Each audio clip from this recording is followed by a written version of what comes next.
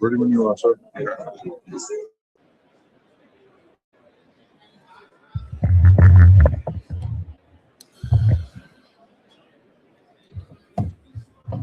have to look sophisticated and smart for you. Oh, put them on. Yes. There you go. I have to look sophisticated and smart when I talk to You know, Harley. You look sophisticated and smart just as you are. You know what? But now even more. Yeah. All right. We're good? All right. I am sitting down here with AEW Women's Tag Team Champion, Harley Cameron. And this is a full circle moment because yesterday, as you know, we had Tony Storm on. Yeah. And I was telling you about the aura that she had when she came in here. But you came in here with this belt today, and now there's an aura Around me. around you with the belt. Now, Right? you guys are getting ready to finish up in the upcoming event that you guys are having. I believe is it Melbourne that you guys are going to? No, we're going to Sydney. Sydney. So February 14th, Sydney, Australia.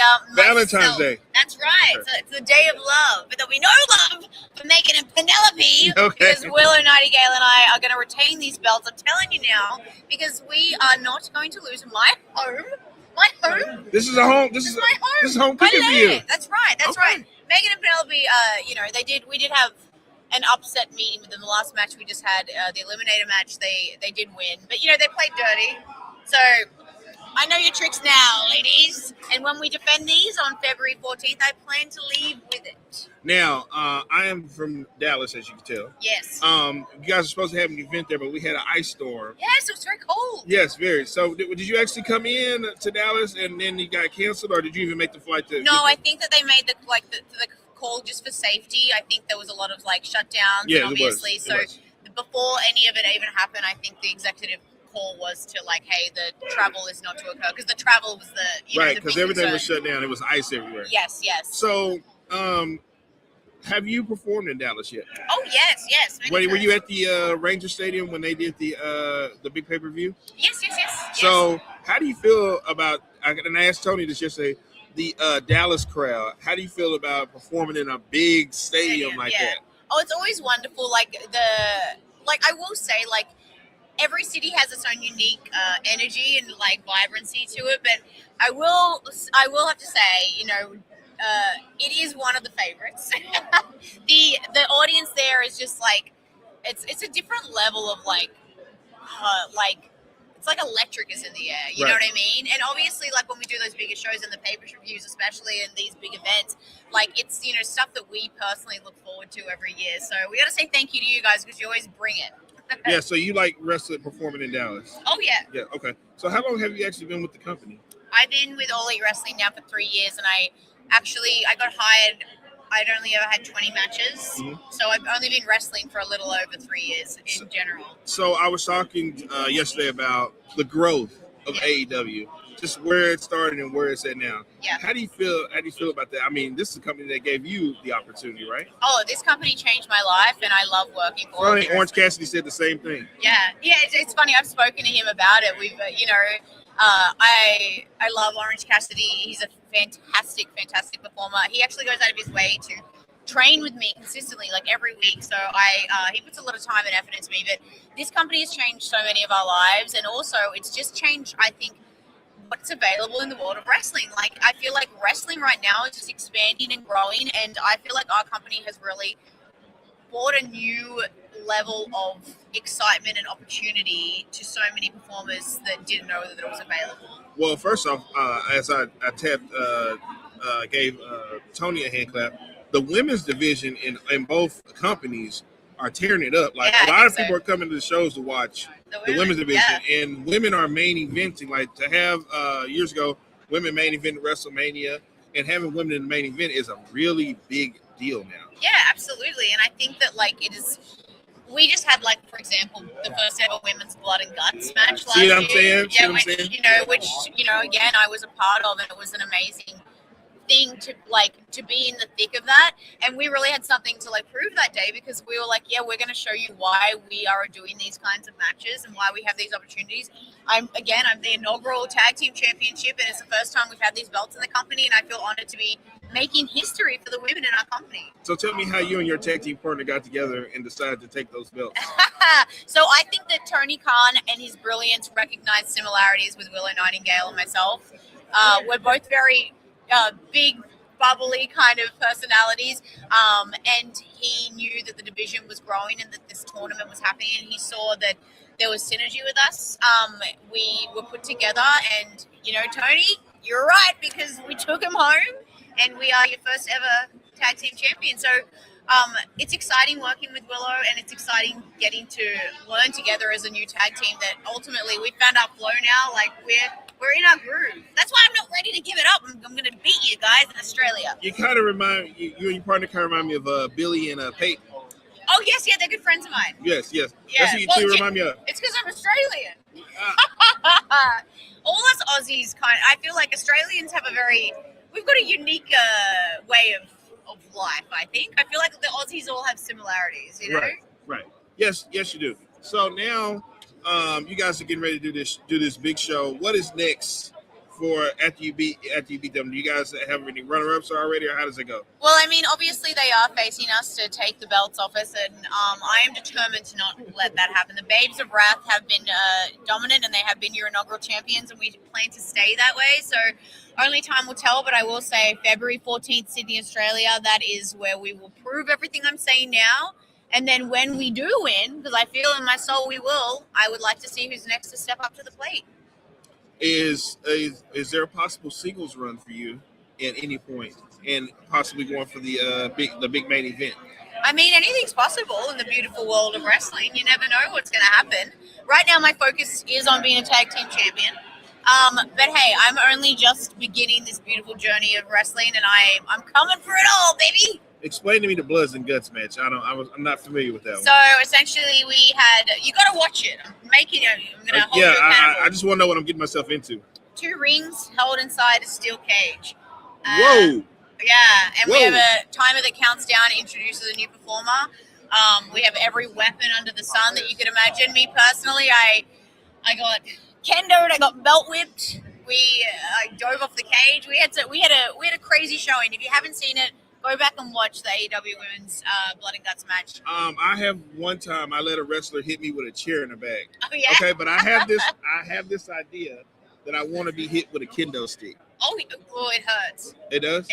I think it can. I mean, everything hurts, but the kendo is definitely. Where would you refer by this? I'm going to crash this little interview. Swerve. How's it going, everybody? I didn't even found out you're here. I was like, yay. How's it going, sir? I'll be over here in a little bit. Over here in a little bit. I figured I had to crash my little champion right here, so. Yeah. We appreciate it. Of course. See you, love. Swerve Strickland, ladies and gentlemen. He's going to be here in just a few minutes, Swerve Strickland. Right. So, if I had to take this cane to the the kendo. Would you say take it in the stomach or on the back? On the back.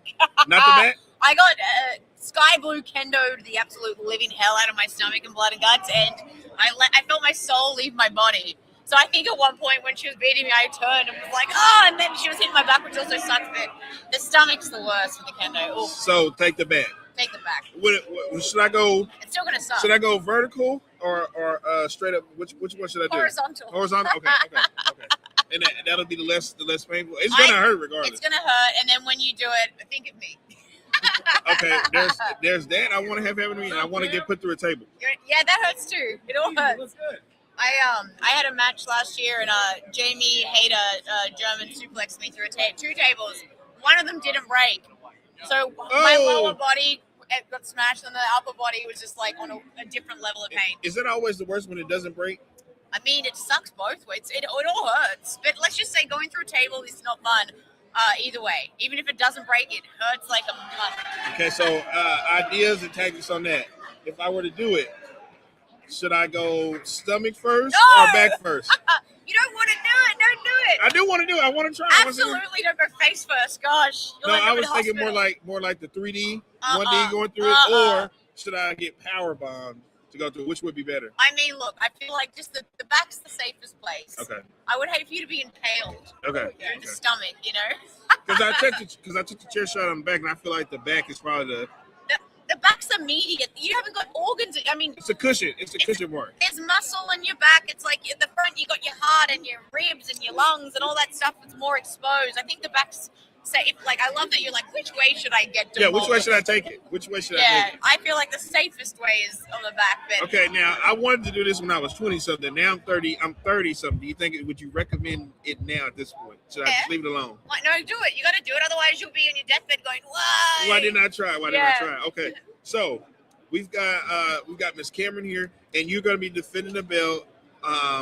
February 14th. My birthday is actually February 16th. Oh, so can you win? Can you guarantee I'll win just for you? Yes. Hey, so if I win, which I'm gonna try. There is no if. When I win. When you win. Just know it was all for you. Thank you. And where is the event at again? Can you plug that for us? That is in Sydney, Australia, and then we have a house show in Brisbane on the 15th, which is the day after. So it's a very exciting time. I'm excited to go home. And also, one more exciting thing that I brought with me today. Check this out. We're like the Rey Mysterio. Isn't that cool? But look, Jags, we have a very exciting thing coming. April 23rd, we are doing a release of all the football teams in a luchador mask. So, I mean, you should get a Jags one, in my opinion. No. But yes. Where, of course. Yeah. Do we have a Dallas Cowboys mask? That will be one of every team. I have to get me a Dallas Cowboys mask. Yeah, so stay posted. It's on shopaew.com. That is a very exciting thing that's coming this year. Where's Tony Khan at? I need Tony Khan to get me. I need him to mail me one to my house. Yes, I'll tell him we need some after we win for your birthday, we'll then get Tony to personally mail you. I need Tony Khan to personally mail me a mask. Yeah. Is he here today? I'm going to find him. Yeah, I was told he's here today, actually. Okay, well, I'm going to find him and tell him to do that. Yeah.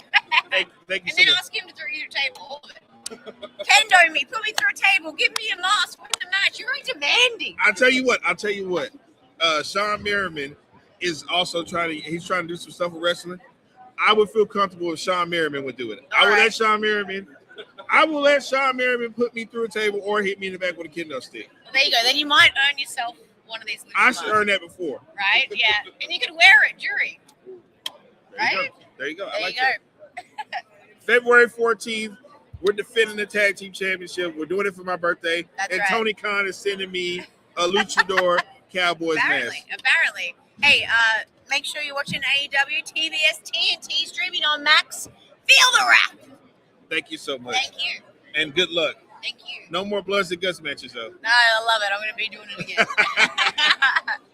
Hey, can you get a picture of me with? Thank you, love.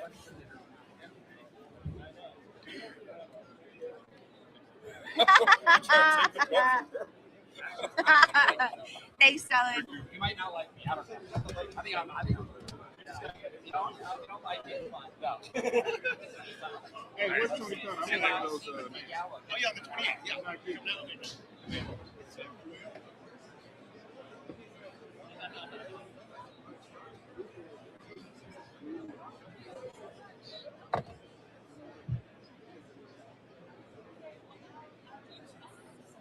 I want to tell Swerve's person we can break that was Swerve Strickland Taylor. She wanted supposed to be by here. No, yeah, blonde lady.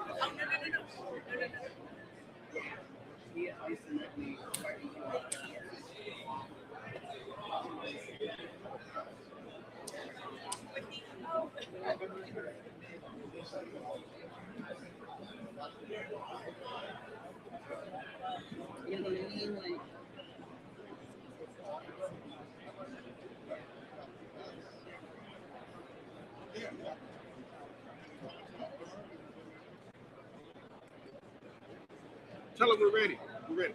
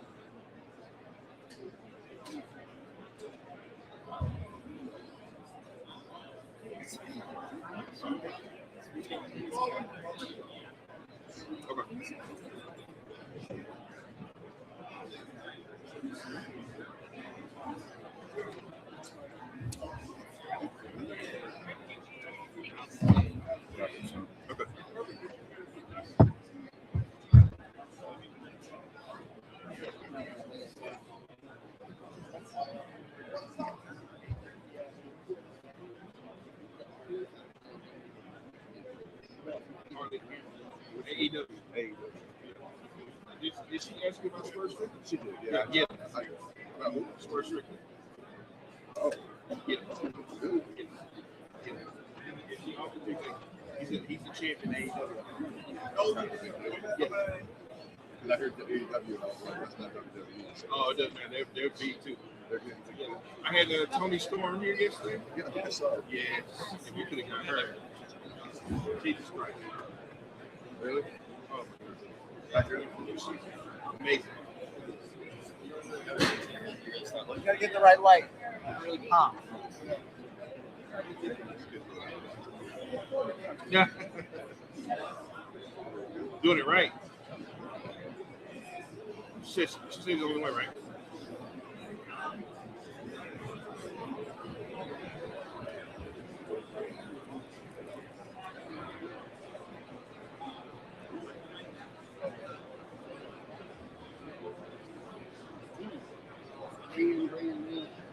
Yeah.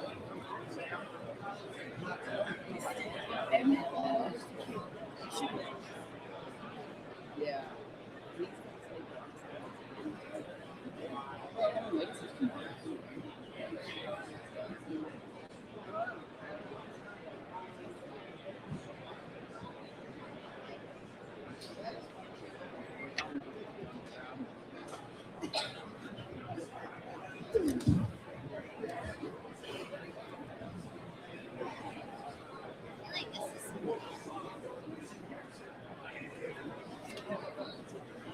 Good toss. I know, right? 4th and 1, you got it.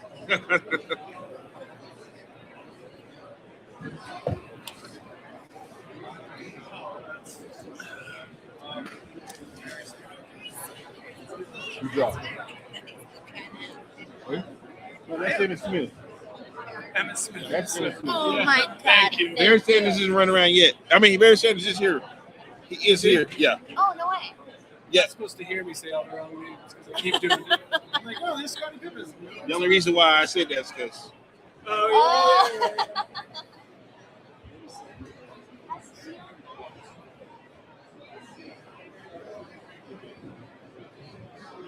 yeah. oh no, Jesse Holly's still here. Yeah, I see him right now.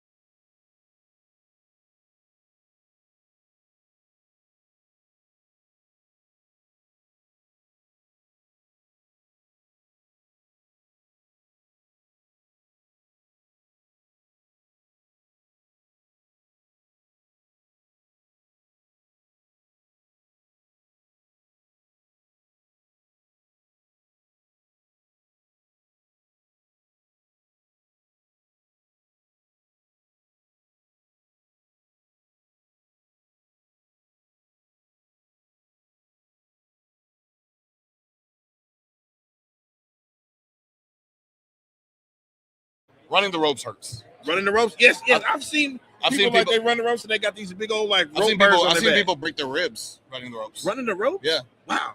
Yeah. If you don't do anything properly without proper training, anything can cause an injury. So, okay. Even the pros have caused injuries just getting in the ring. So the table thing, I was thinking more like a 3D or a power bomb. Power bomb's the easiest, bro. Power bomb's the easiest way? Yeah, you gotta take it like jumping into like the window of a car. Okay. Yeah. It's like you gotta hit it the right spot for it to pocket you. Okay. Great. Because I was concerned about that. Now I told her I had this dream at like 20 something. Yeah. I'm 30. I'm about to be 38 in a week. Should I not even attempt this anymore or let this go? No, there's never too late of an age to get into wrestling. I just want to take the bump. DDP started wrestling at like 35. I just want to take the 36. bump. Oh yeah, you could take a bump at 80 if you wanted to. Well, heck, Mae Young was getting powerbombed off the stage. That's what I'm saying. The standards is high. The standards is high in 2026. So what's next for Swerve right now in the wrestling game? Right now, I would say like we're breaking things down with like who's going with who. AEW Dynamite's been rocking as of the past couple weeks. So right now, me and Kenny Omega are at odds a little bit.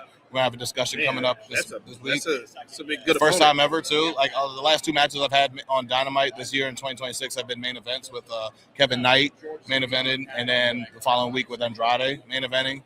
And those are both first time matches. He's back over there now. Yeah, he's great. He's killing it right now. So cheating, but still doing very well, performing well at a high rate, high level. But and both all those matches have been first time evers. So have you gotten a chance to perform in Dallas yet? Yeah. Okay. How do you like the Dallas crowd? I love Texas. You love Texas? Texas in general is a great crowd. Is it like a hub for you guys now? Because I noticed that you guys have a lot of shows. We made a couple of places hubs. Like I know, like they like to do the I know. Oh, she got me now. She got me now. I get you back. No, but Texas has been really good because I know last year we did the residency for like a couple weeks. Mm-hmm. That's been amazing. So Texas has been really good to us, I'd say, in Austin, Texas. So I know a couple weeks ago or last week or so, you're supposed to be in Texas for a show and it got canceled because of the ice. Yeah. So, but I know you've performed at the Texas Rangers stadium. Yeah, Globe Life.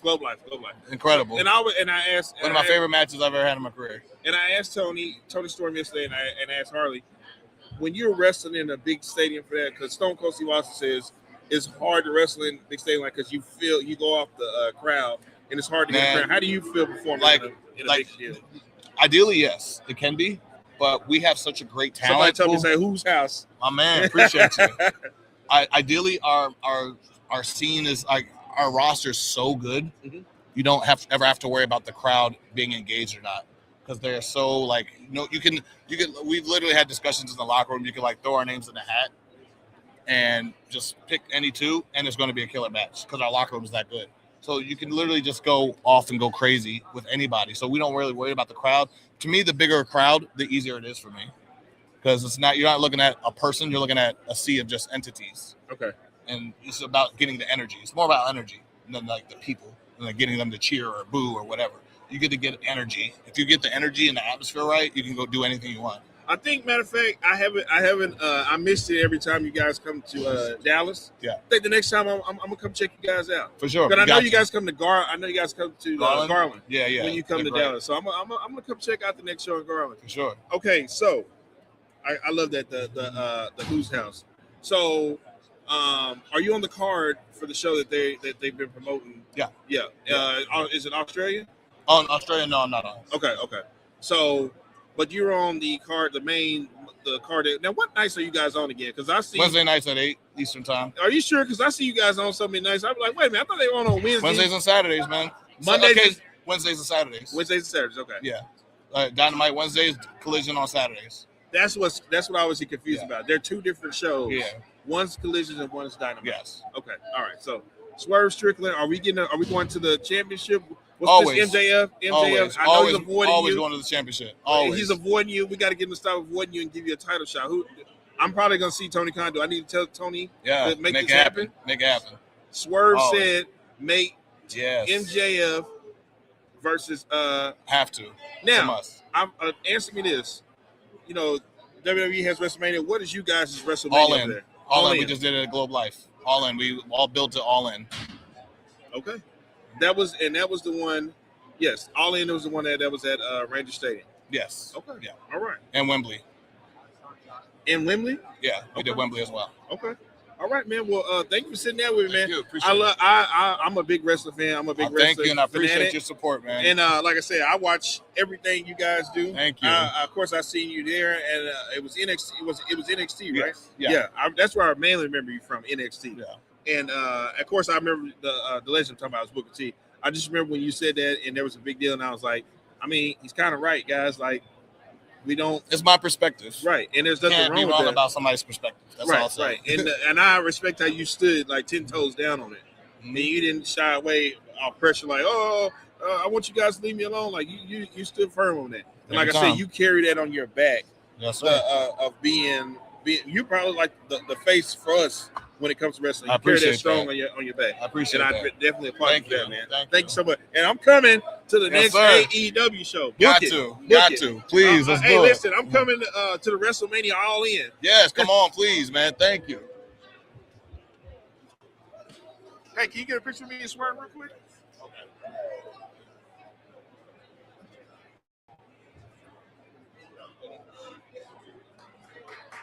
Thank you, guys. Appreciate it. Thank you, man. Appreciate it. Much success, brother. Absolutely. Hey, thank you, man. Thank you.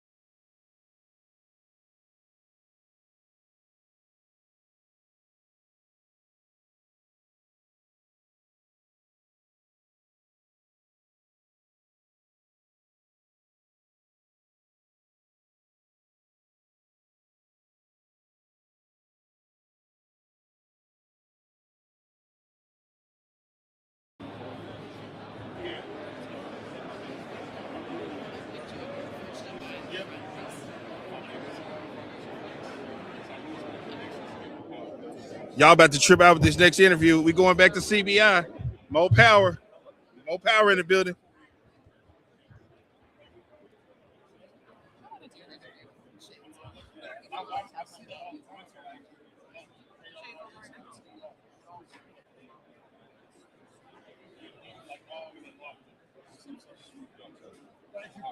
I love hockey.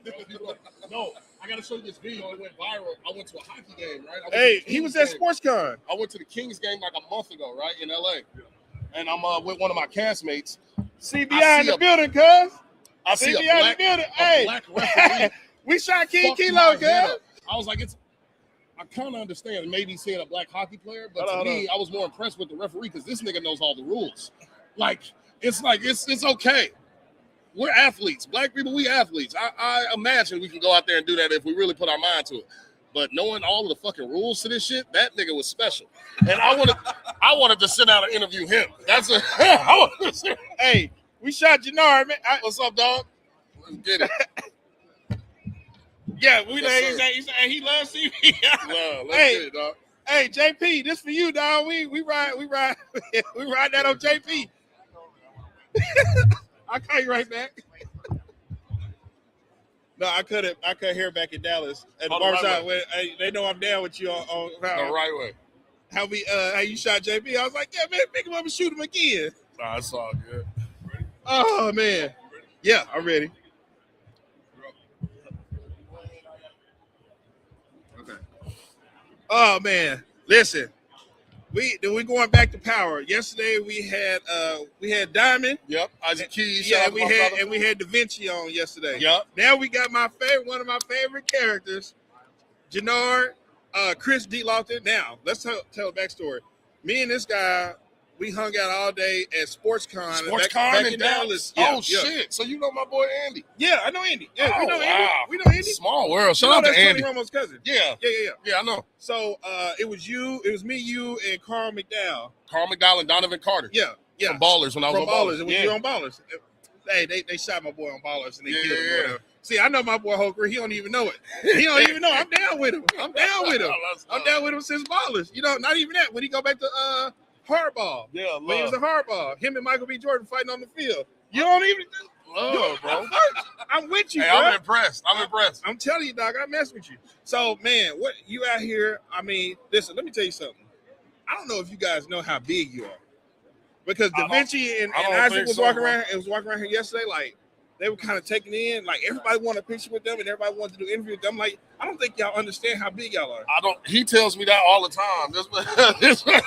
I don't look at it like that, bro. Do you know how big? I don't even know how the impact you had when you shot King Kilo. Your whole world and character changed out here in the streets, man.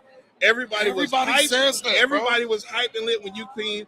Because you was like, you shot JP and then you turned around and shot King Kilo. Yeah. And you was like, it was on some Scarface stuff. Like, you was like, I'm the shit now. I'm in it like it's mine It's now. mine now. Yeah. And I mean to tell you, like, just sitting back at home watching and getting on social media, man, that turns you up like that, man. That's literally, everybody said that was the turning moment. Everybody was like, yo, the end of episode 8, you just whatever you thought your career was going to be, it just went to the next level. bro. I was like, really? Yes. I was like, for that? I was like, wow, it was "Ah." so impactful. I guess the way they set it up, it was just like you shot him, and then King Kilo said something, and he turned his back. He was like, wow. Yeah. And he was like, you kind of had this. It was a gangster moment, Well, I'm all for it. From your mouth to God's ears, brother. I ain't, man.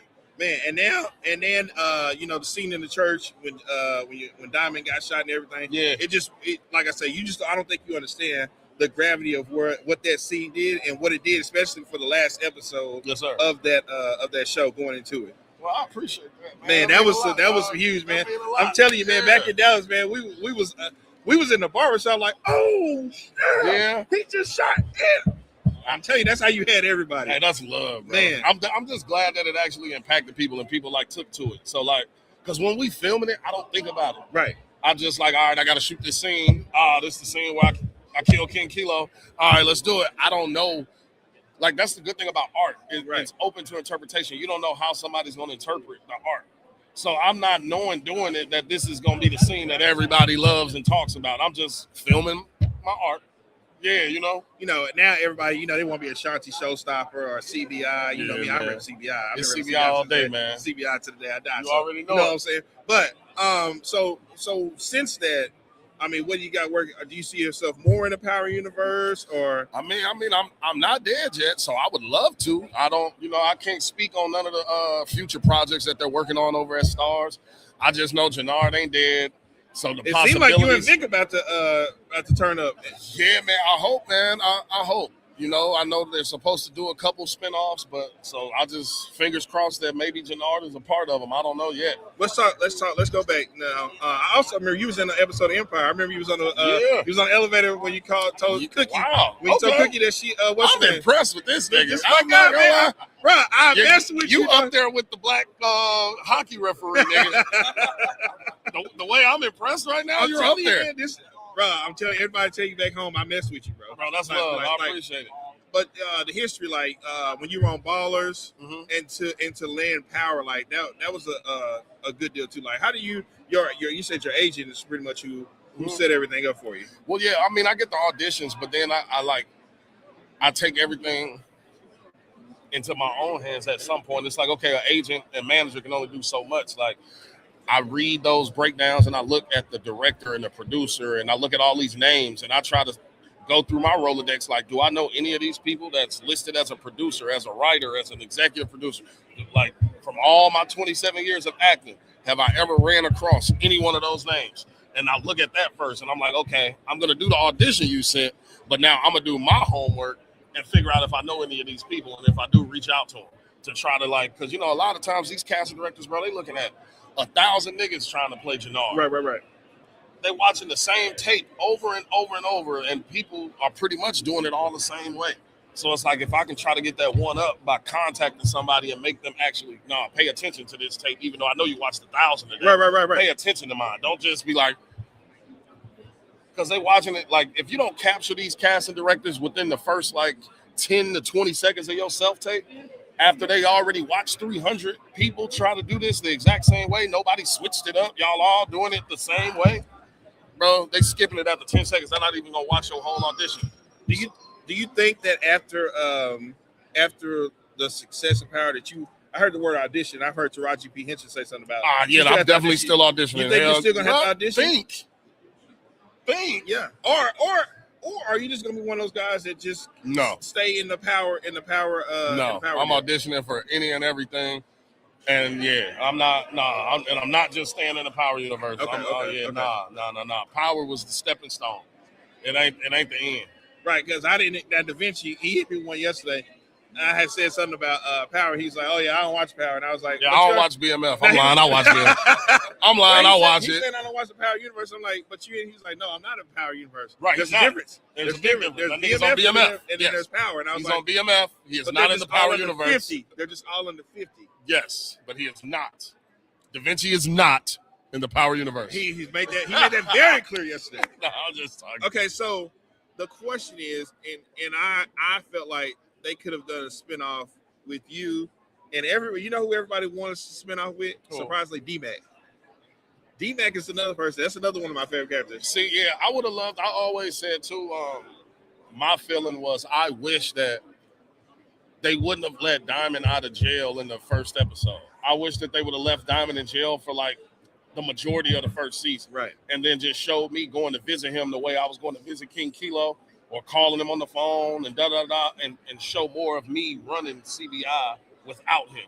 Right. And show more of that. And then it would have been more D-Mac, more Marshall in the beginning, because they were there since episode 1, season 1. Right. So we could have showed how I had them navigating the streets, how I was doing it, but still communicating with my brother. And then by episode 5, 6, 7, he should have got out of prison. I think. So I think because we didn't see that, a spinoff would be dope to see. So now, you talk about Power Origins coming out in the Power Legacy, I believe, right?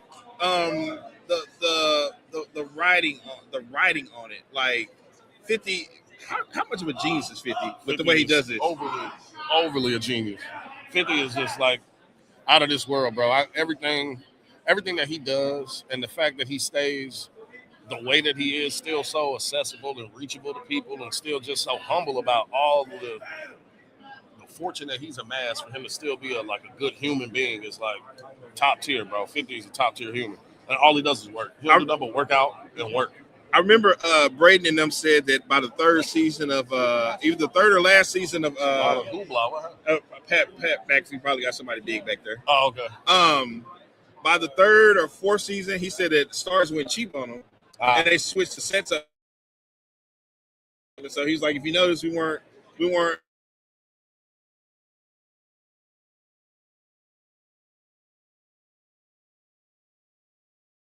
But he was even saying, yeah, I noticed some of the food was changing, some of the stuff we were getting. Craft service was different. Right. So you guys didn't experience any of that in the last season, did you? No, man.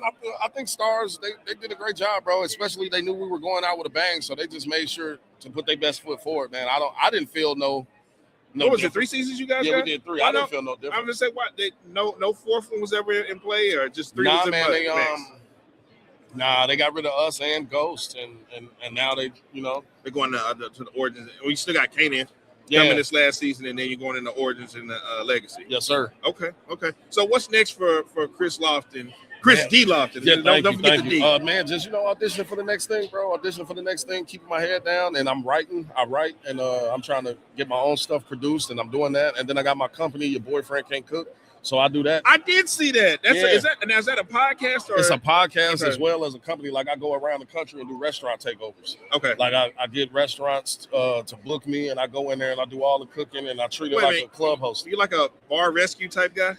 But I'm not helping the restaurant though, because they're bad. I'm just like, I do love John Taffer though. So, but I just go in there and I'm just like a special guest chef for the day type thing. I just go in there and I'm cooking all the food. So you got a little chef in you in your spare time. I respect chefs too much to say that. No. So, but that's my tagline. Not a chef, just a nigga that cook. But that's my tagline. But you can whip up some dishes. Yes, sir. I can cook. I can throw that. So a cook and a killer at the same time. Same damn time, brother. I was cooking on set. I did like hot snacks for the whole crew. Like I cooked for the whole crew one day while I'm filming. I went home that night, cooked everything for the whole crew, and brought the catered food to set, and then went out there and filmed it. I forget what episode it was. I think it might have been episode 4 last season. Okay. I cooked everything for the whole crew. Well, man, I was excited to see you. If I had to see one power character, it would be you. Oh man, I wanted it to be you. When I see Diamond come in yesterday in Da Vinci, I was like, man, I know that. I was like, I know if they coming, Jannard is gonna be here. I was supposed to be here with them yesterday, but I got in later than them. And I said, I won't be there by 10:30. Can I do it Friday? I'll be there Friday by 10:30 though. And I said, if Jannard hit this building, I'm getting him. I'm sitting down and interview with him. There's no way that you were getting out of this building and me not get an interview with you. Everybody knows how much I love Jannard at CBI. Bro, I appreciate you. Not just your official CBI with me. Yeah, not even just Jannard, but Chris D. Lofton. Like I said, we go back since SportsCon. That's crazy. We hung out that one time. Connection. That's crazy. Yeah, we like. A matter of fact, I think it was at You Killed King Kilo. I had posted a picture of me and you for SportsCon, and I was like, I've been with CBI the whole time. Y'all ain't even know it. Repost that and shit so I can find it and repost it. I think I actually had sent it to you, but don't worry about it because I'm gonna take a picture and we're gonna get it. And I'm gonna post that picture and I'm gonna post both of them and be like, yeah, my boy Christy and let's do it. CBI, baby, running it back. Let's do it. Love, brother. I appreciate it. Man, I'm telling you, man. It means a lot. Oh, yeah, let's do it. Yes, CBI, baby. Love, Dougie. Hey, CBI, we all we got. He must have had somebody big over here. Hey, look. Yeah, I was just saying, we got to link up when you come. We got to link up when you come to Dallas. We got to link up when you come to Dallas.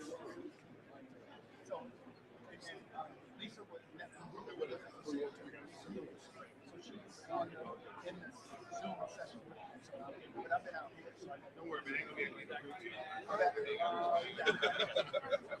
I'm just excited to see you because you're one of my favorite actors. You mean a lot to me, bro. Yes, sir. Hey, hold on. We got to ask, what's your football team? I think you told me one time. What's your football team? Ravens. Yeah, I think you did say that. Ravens. I got no beef with them. should be us. It should not be neither one of these teams. It should be us. It should be us.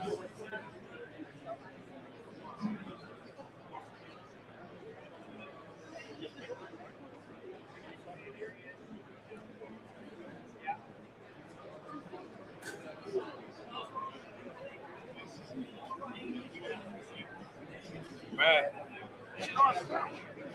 Hard. Yeah, that's my guy. That was hard. Folk don't know that's a landing, man. I keep Come trying on, to tell man. them, man. It's for the What up, streets. big dog? For the streets right there, man. Right, That's for right. the streets, man. That's Black Power, man. That's he was on so on Power there's breakup of it. Yeah, he was on Ballers too. He was on Ballers, the show Ballers. Too. I saw him get a tattoo.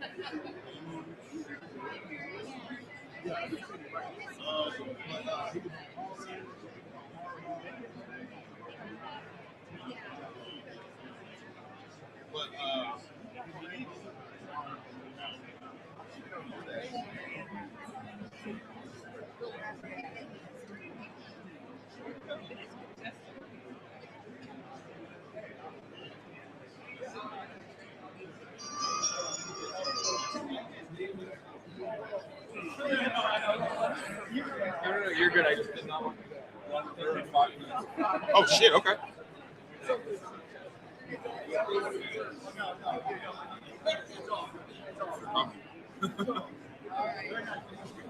Yep. Remember, she came over here to personally. Riverboat Run.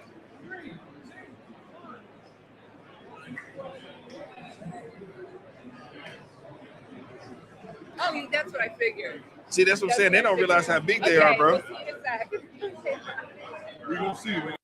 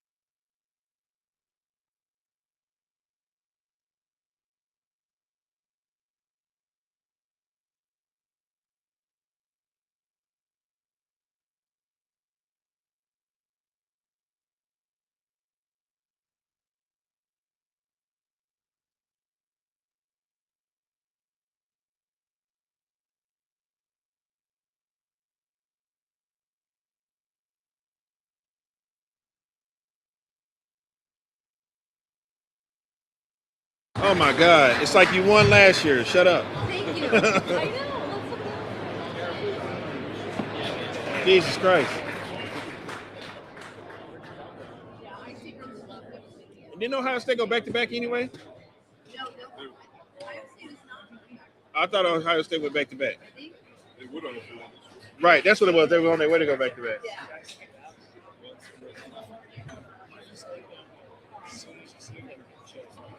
I live with an Ohio State fan. I'm like, shh.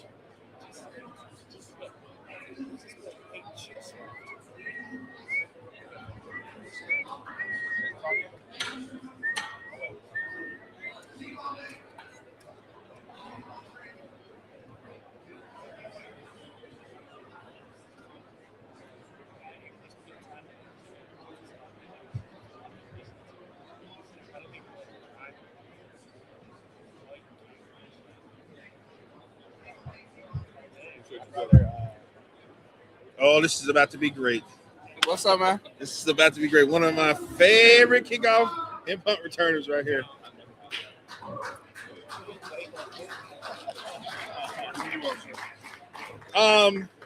Listen, we are sitting down with a guy who I tried to imitate his move of kickoff return just outside of walking slow and then just taking off and running on people.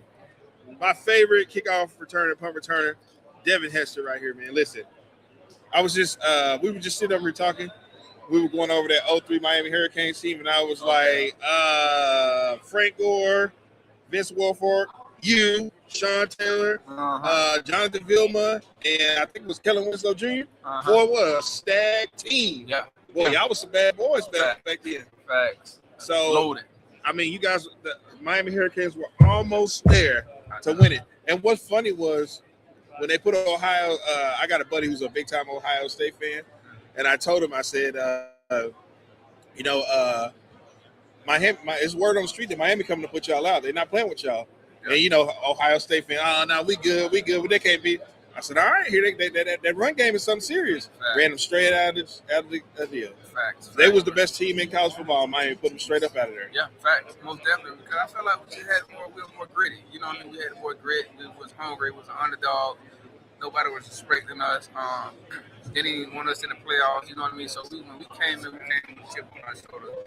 And we were right like that time, we just playing good football, man. And then I think y'all put out, it was Ole Miss, right? The next year, yeah. You put out Ole Miss, and then you go to Indiana, and we had Michael Irvin over there campaigning hard for you. Yeah. Oh, what was it? Was he doing the belt to ass thing? Yeah, and then he turned around and got belt to his ass after it was over. Yeah.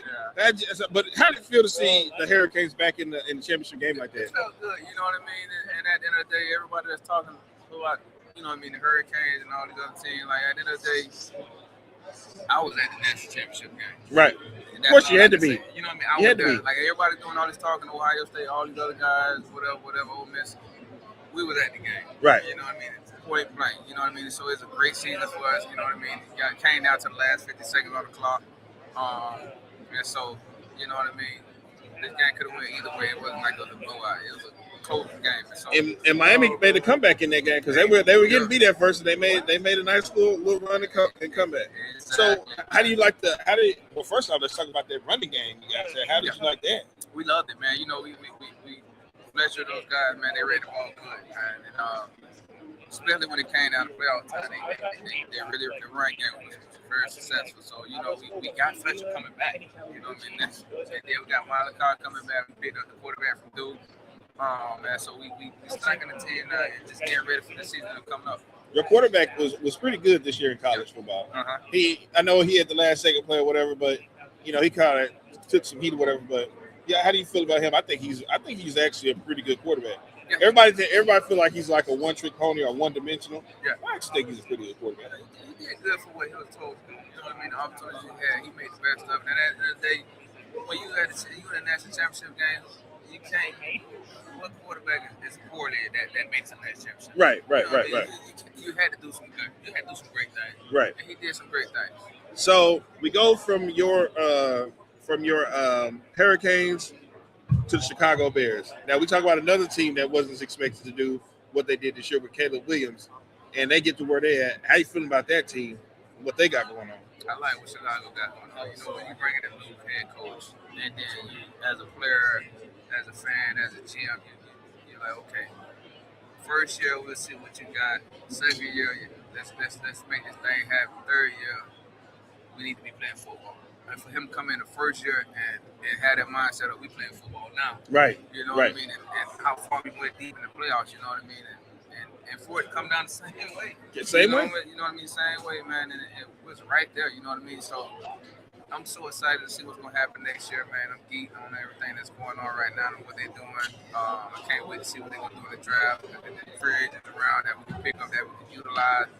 I'm so happy to see what's going to happen for the next season. So now Caleb Williams, that pass he threw, running backwards off the back foot, end zone. How crazy was that, man? That would make Caleb so unique. You know what I mean? It's when we utilize his talent to what he's good at. That makes him much special. You know what I mean?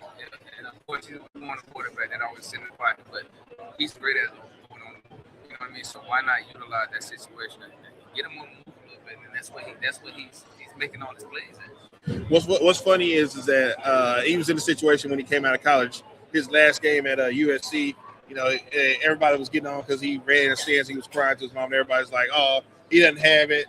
He's not that type of quarterback." Then he comes. He has a mediocre year. I mean, his coach was Eberflus, and then he comes and he gets the new coach, and they ball out. Yeah, like I said, Coach Ben is a great offensive-minded coach. Look what he did with Detroit. When you watch Detroit the last couple of years they played, then nobody really expect Detroit. You know what I mean? Right. And when Eberflus. When Ben got there, man, it changed the whole program around it. So I'm so happy that we got him. And I knew that the offense was going to make a tremendous change at what they was doing, and it's showing. One thing before I let you go, of course, you see the Cowboys star here. We got Kevontae Turpin on our team. He's been labeled as the fastest man in the NFL. How do you feel about that? Because I don't think he is. And I'm represent the Cowboys. You say the fastest? They say Jerry Jones said he's the fastest man in the NFL. I don't think he's the fastest in the NFL. That's a question he can answer. When I heard, I said, that's absurd. That's disrespectful to Devin Hester. Yeah, it's a couple guys in the league that I feel like that's running. And he knows it. And at the end of the day, it's just we just being real with each other. Like, and that's his question. I don't know. Yeah. Appreciate it, man. Thank you for sitting down with me. All Appreciate right. it, man. No pressure. Thank you.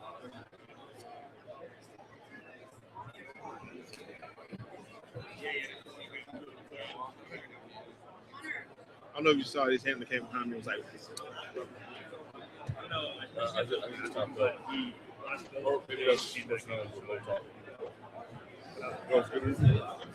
yeah, no. She threw me off when she did that. So now I had to speed up the last. You can cut that last part out. Yeah. Oh, okay. I wanted more depth and detail on it. I'll put it back.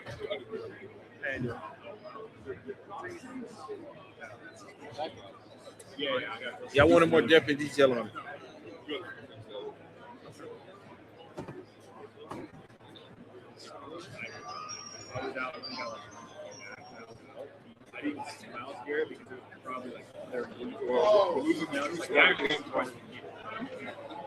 No, we didn't got Devin Hester.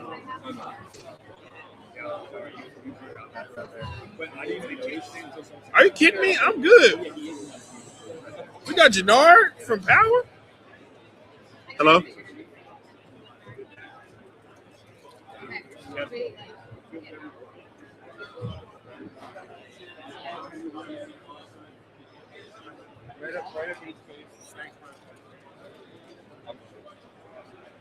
But the road is We already said by like 12 o'clock or 1 it was going to be done.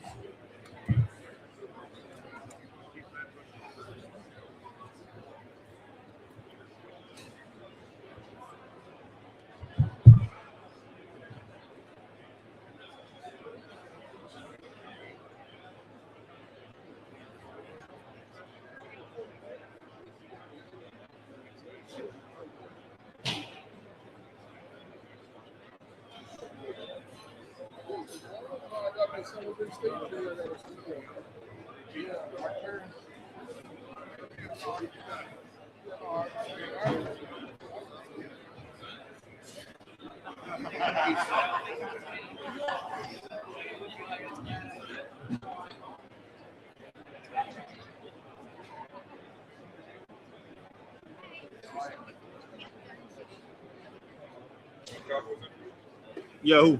Came on first. Yeah. My dog. I told him we are gonna do one in Dallas. So. Let's do it. When have you ever known me turn down a Cowboy interview? He's the Romo to Dak era. I think he was.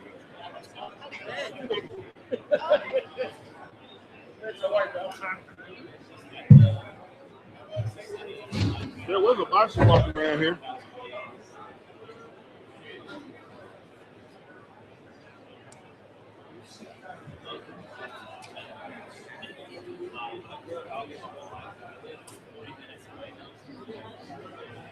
Cam said he coming back though. Well, yeah, all the stuff. But sure, he said he was just taking a break. No, he was all down there. 16 minutes.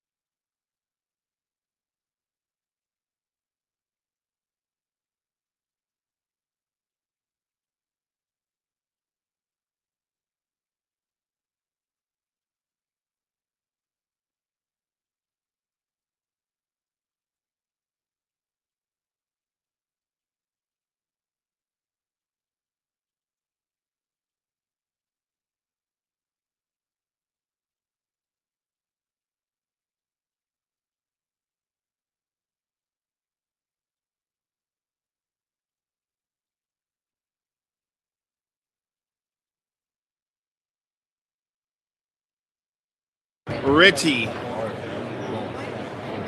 All right, so now I have the pleasure of sitting down with a very big name reporter in the game. One of my favorite people of all time, Miss Josina Anderson. Why you have to look like that? Because I know you're about to add on these superlatives, none of which you believe once the camera is off. That's not true. That is not true at all. But it's fine. I'm here. That is not with my true. Support. When nobody else believes in you, I do. Oh, always remember that. Yeah. Always remember that. When nobody else loves you, I do. Okay. Always remember that. All right. Even though it takes you 2 months to call me back, but that's all right. That's not. I'm a barber. I got a kid. Yeah. You know, the Mavericks work me like crazy back home. Okay. That's all it is. Of course, we have you here because I noticed that you like to frequent my building a lot, or me and Jerry Jones building a lot, AT&T Stadium. Why the look? No, it's all good. Why? I was just curious why the look, Jerry Jones. What you about to say? Ask me the question. Get to your interview. Come Well, on. the thing is that what's your relationship with my guy Jerry? What is it like with you two? I just think that Jerry's a great character. You know, no matter what he's into from a business standpoint, from a drama standpoint, you just have to respect what he's accomplished. You know, and I just think he's funny as hell. He makes me laugh, and I think it's not a coincidence that he has the richest franchise, and it's because he is a marketing genius. Yes. Now I can tell he loves you. Because whenever you ask questions in the deal, he always answers your question. I would love to hear how he pronounces your name, though. How does he say it? Josina. That sounds like my guy Jerry. Josina. That sounds like my guy Jerry. So now, But he knows I'll ask tough questions too. Like, when I did come there and you guys had the Charlie Kirk moment of silence, and I asked him about it. And then also when you guys were going through the Trayvon Diggs thing, and he was, touchy about that, and me and Clarence kept going back and forth with the peppering of the questions. And he turned to me and Clarence and he said, again. And I was like, oh, Lord, he trying to draw us down with his volume. That's okay. And you laugh because that's exactly how that sounded. That's why you laughing. I'm a Jerry whisperer, so I know what Jerry means when he says what he says. So now the question is I've always asked you this, what's taking you so long to move to Dallas? Can we get you in Dallas? Once again, I have told you, if you find me a sponsorship, I will come down. Let's get one of these soda water companies. What we got? We got some soda water company, Gatorade, Starry. What about Bounty? You think we can get Bounty to come over? I want a Lincoln Navigator. Oh Lord! Because I need a Lincoln Navigator, and I want a vehicle. You know what I'm saying? You supposed to be. You introduce yourself to this woman that's passed by some Aerodollar. Get it done. But you see, the thing is, everybody talk, but everybody don't make time. You make time, then you can make some progress. Okay, so let's get to the media game. See how you passing about my sponsorship? That's why it never happened. Don't worry about it. We're gonna get it. We'll get it done. I told you we got to talk to Jerry. Jerry's the person to talk to. Let's talk about the media game. How do you feel the way the media game is? I am somebody who loved the way First Take used to be, and now I feel like I don't know where it's gone now. And a lot of things have changed to ESPN and stuff like that since back when you were there. The game is, I guess, it's saturated now. Do you think we could ever get back to that type of model it was back then when you were on? And I would say potentially. I think that certain errors and ways of doing things are attached to the talent. So if you imagine an ESPN world without a Stephen A. Smith, no, because he represents the debate talk, the entertainment talk, the sportstainment talk, right? And so sportstainment talk, that's a new one. I like that one. So if he's not there, maybe that a vacuum is formed to fill something else or go back to something else. Maybe I could see it in that, or maybe a Pat is not there, because then it's like a seismic shift that creates a vacuum that you have to fill. Right. So maybe in an instance like that, maybe. It's weird because I was hearing him back here. Of course, he's right behind me. Man, he cusses like a sailor on national television. I didn't know you can even do that. I mean, I don't really get the chance to watch this. I don't know, but still, I don't get a chance to watch the show. But my Lord, I didn't even know you can cuss like that on TV. I heard Holy S at least 100 times in a week. But when I say like the First Take, because honestly, I think Skip and Stephen A should find their way back to each other at some point, because I just think the way that was done now is beautiful. So do Do you think we need more round tables or less round tables? I'm a round table kind of guy. I think we need more women. Yes. I think you guys forget about us. Now you're everywhere. Maria Taylor was I'm here. not talking about me, but I do think that I just think in this influencer era that we're in, that we're getting a little too far away from actual talent. This is true. This is true. And I just think that if we're talking about like a seismic shift, we have to get back to actual talent. It can't just be, I had an outrage moment. It can't just be, I show my boobs and my butt. Yes. I came up in the era of you actually, were a legit commodity. Right. And of course, I'm going to always advocate for that because I represent that aspect. So, and I think there's substance behind it. You are what I call, you were in the fact check era too. Nobody checks facts anymore. Yeah. That's something that we really need to get back to because we're the foundation of the democracy. Institutions are going down. The Washington Post is going down, and everyone. Look, I've been around long enough to know that everyone thinks and everything is Gucci when it's not happening to you. Right. But I've been around long enough to know that it can touch you and will touch you. Right. So if you see things happening at the Washington Post, you see things happening, there is a domino ripple wave that you're not paying attention to. You have to pay attention to what the rich people and what the decision makers are doing at the top. They are consolidating. Right. They are going into information control. That is a hovering cloud that is like moving like the weather. And so, Would you say this is a hot take era? Is that what it's all about? A hot take? You got to just have a hot take in your. I think it's broader than that. I was just talking to somebody, an NFL agent, about this in the room before I came over here on the phone. And I was just saying that I think this era is defined by the term attention economy. Okay. Everything is just the attention economy. Whether you do that by content, whether you do that by advertising, whether you do that by betting, it's like how you draw eyes is how you make money. But what I'm saying is you can still do that, but we just still need to return the foundation to the house in terms of having substance behind attention. Yes. That's all I'm saying. So can you tell the people at home what is it that you're into now? What your show, how you doing your show and what you're doing on your show?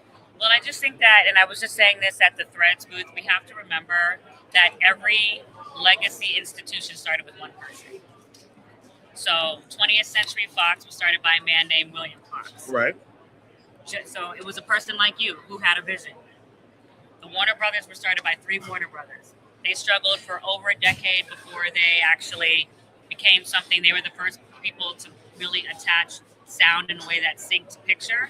And because Sam Warner made that breakthrough, they finally made the breakthrough and they are what they are today. So everything starts with one person. And so when you ask me what I'm doing, I have a show called The Exhibit Show, but then it really occurred to me to make sure I also have a name brand behind the show called the Exhibit News Network, because I think every show and every person should be thinking of themselves as a company. Right. The same way Colin Cowherd had the Volume, and then he had the Volume Network. Yes. The same way Pat McAfee has his, but then he's a production company. That's how you should be thinking. Sean Merriman has now made a deal with ESPN, with the UFC. You started with one thing, you become a company. So that's what my thought process. Oprah did it with the Oprah Show, and then became Harpo Productions. Martha Stewart did it with Martha Stewart Living, and now it's Martha Stewart Omni Media. So that I feel like for any journalist, any podcast or whatever, that should always be the goal. So I've seen you do a lot of interviews, and I've seen you on a lot of shows. Is that more what you want to get more into doing? Like, not necessarily one-off hits, I just move day to day, and I just try to be better than the next day. What can I do to be better than the next day? And some days I fall short, some days I fall behind, some weeks I don't even have it to do it. But what I'm explaining to you is what my vision is. Mm-hmm. And I know that as a sole proprietor, unicorn, unicycle newsmaker, that there's something to that, because what I do brings attention. Mm-hmm. And so you should always be able your name is going to bring attention regardless. You should always be able to mushroom off of that, is what I'm saying. So, right, but like I said, your name is going to So I have the Exhibit Show, and if Exhibit News Network is about, getting news out and getting it out quickly, and this, aggregation and the headlines and facts and credibility and content. So that's really what that is. Is your vision to have more shows on your network or just you? I would love to. I mean, I just had a business conversation with Cam Newton, not just, an hour ago. Okay. I mean, my sponsor, I'd love to expand, with their monetization. So I think at this point in my career, I've been to every network. And I think at this point in my career, I just want to be appreciated. I want to be valued. I don't want to have to beg nobody to be, anything. I'm past that now. I want to say what I have to say. People appreciate what I have to say. And if you're in line with me, I know I can make money. Because I've been doing it my whole career. What do we have to do to make sure that you are appreciated and valued? What do we need to do?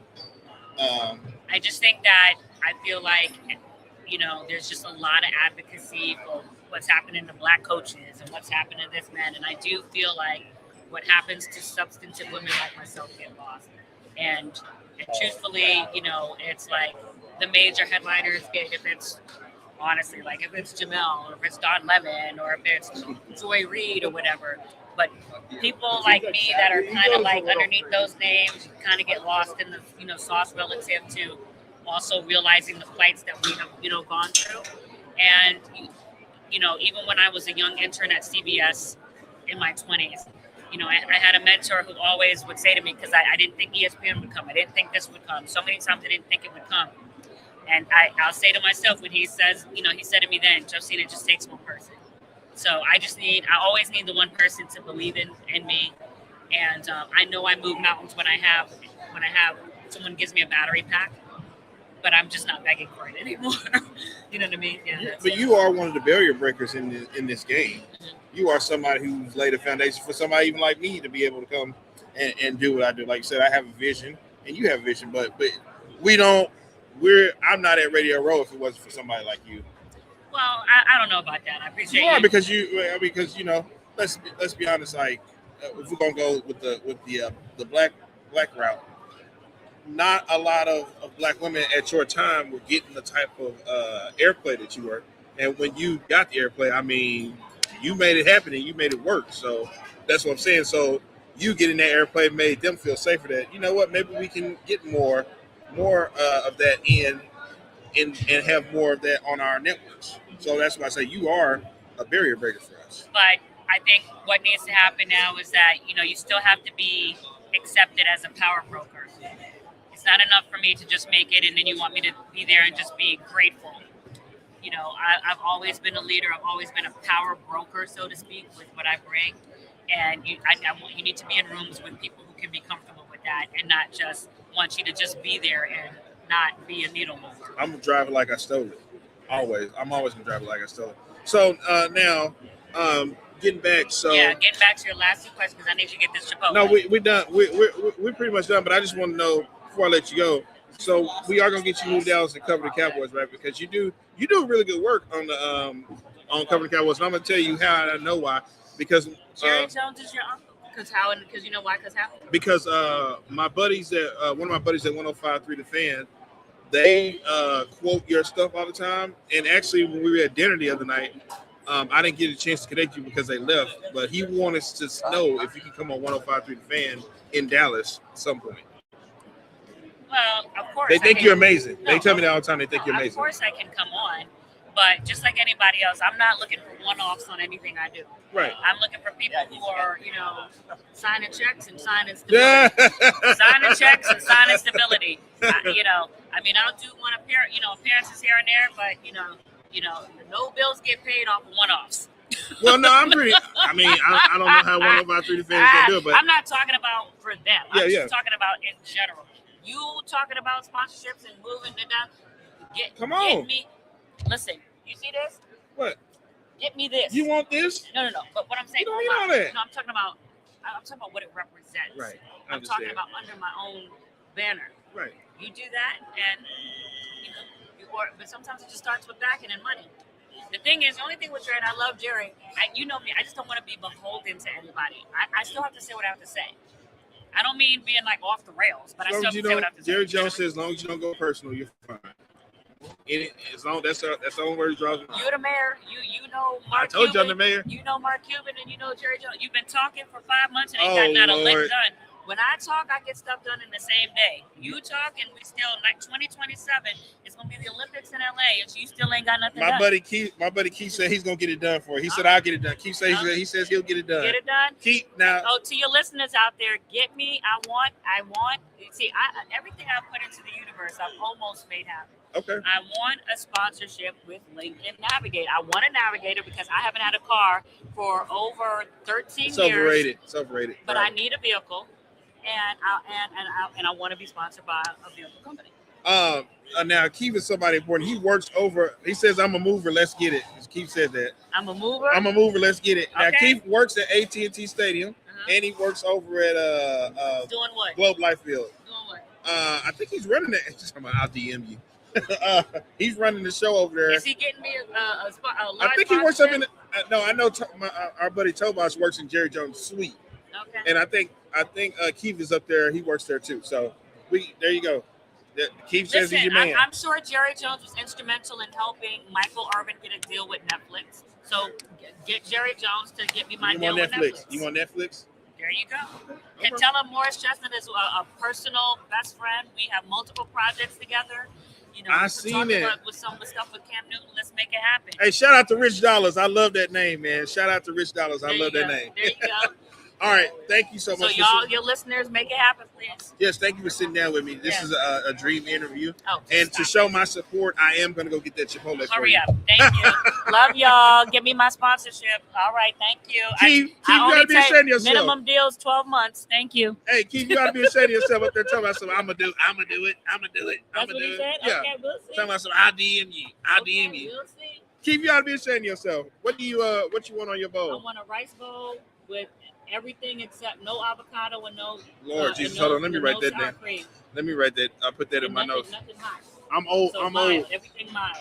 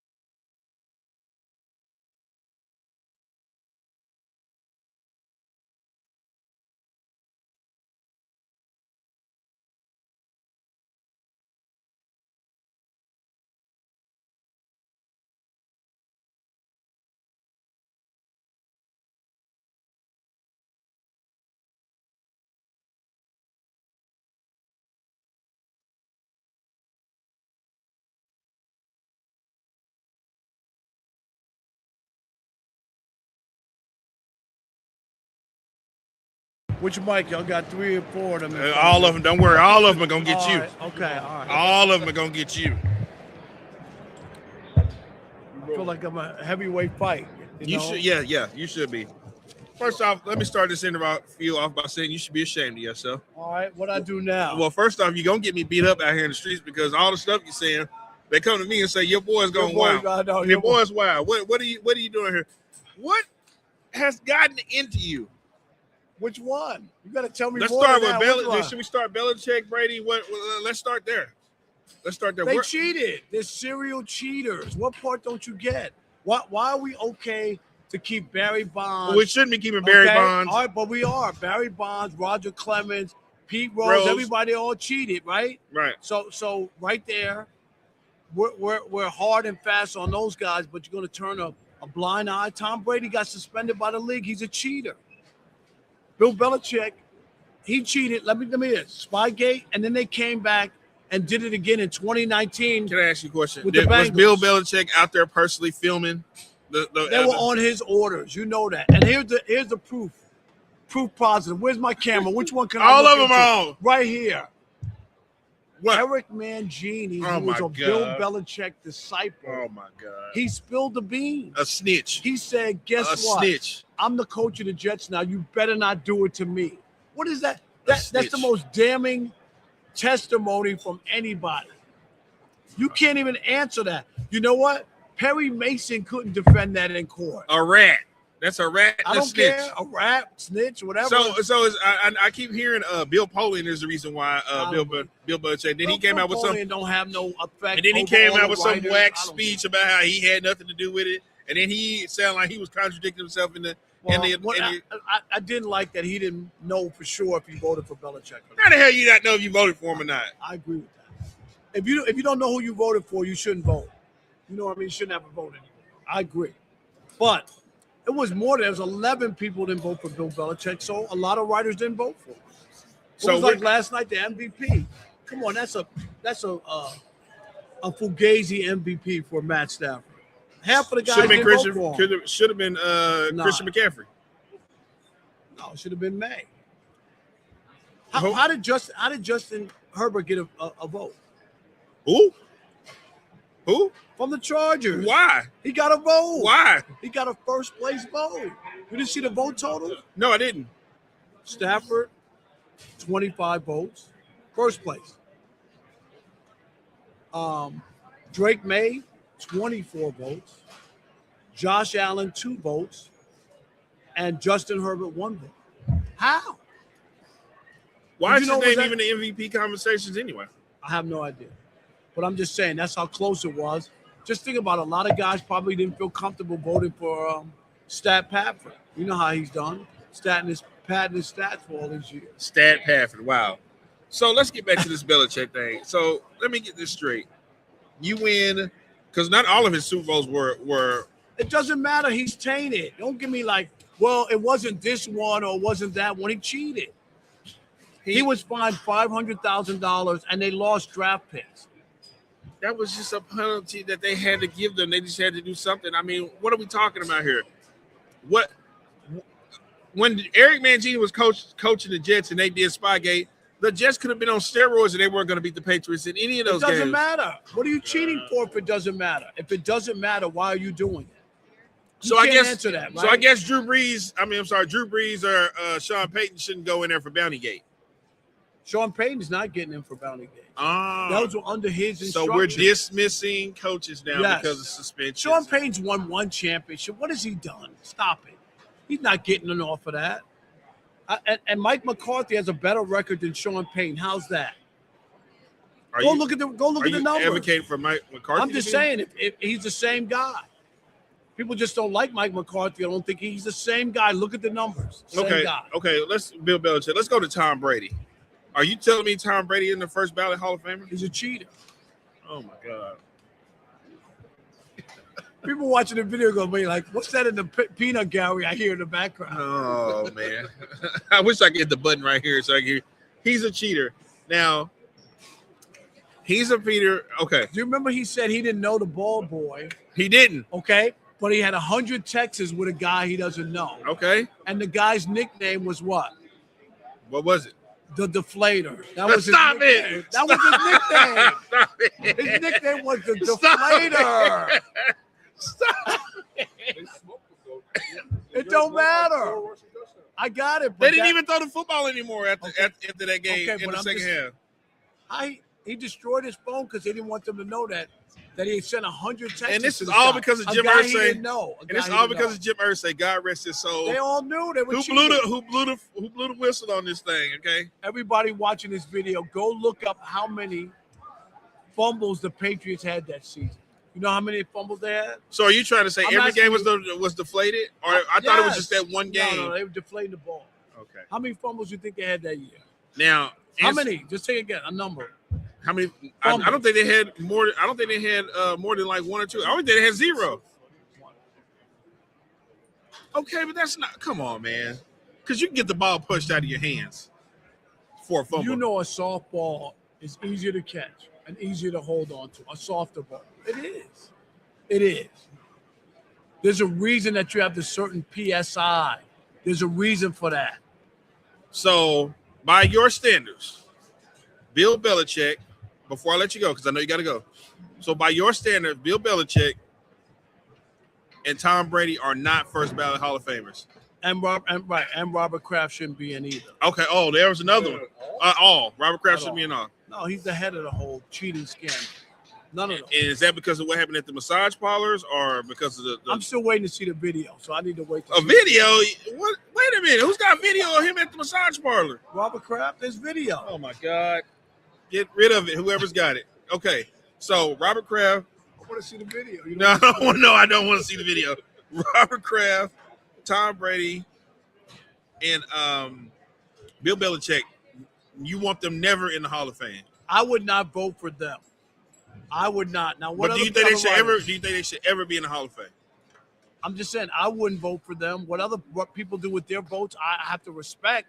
And I was glad that they didn't put. I don't have a vote for the Pro Football. I have Baseball Hall of Fame. Yeah. But I have mad respect for the people who didn't put Bill Belichick in on the first ballot.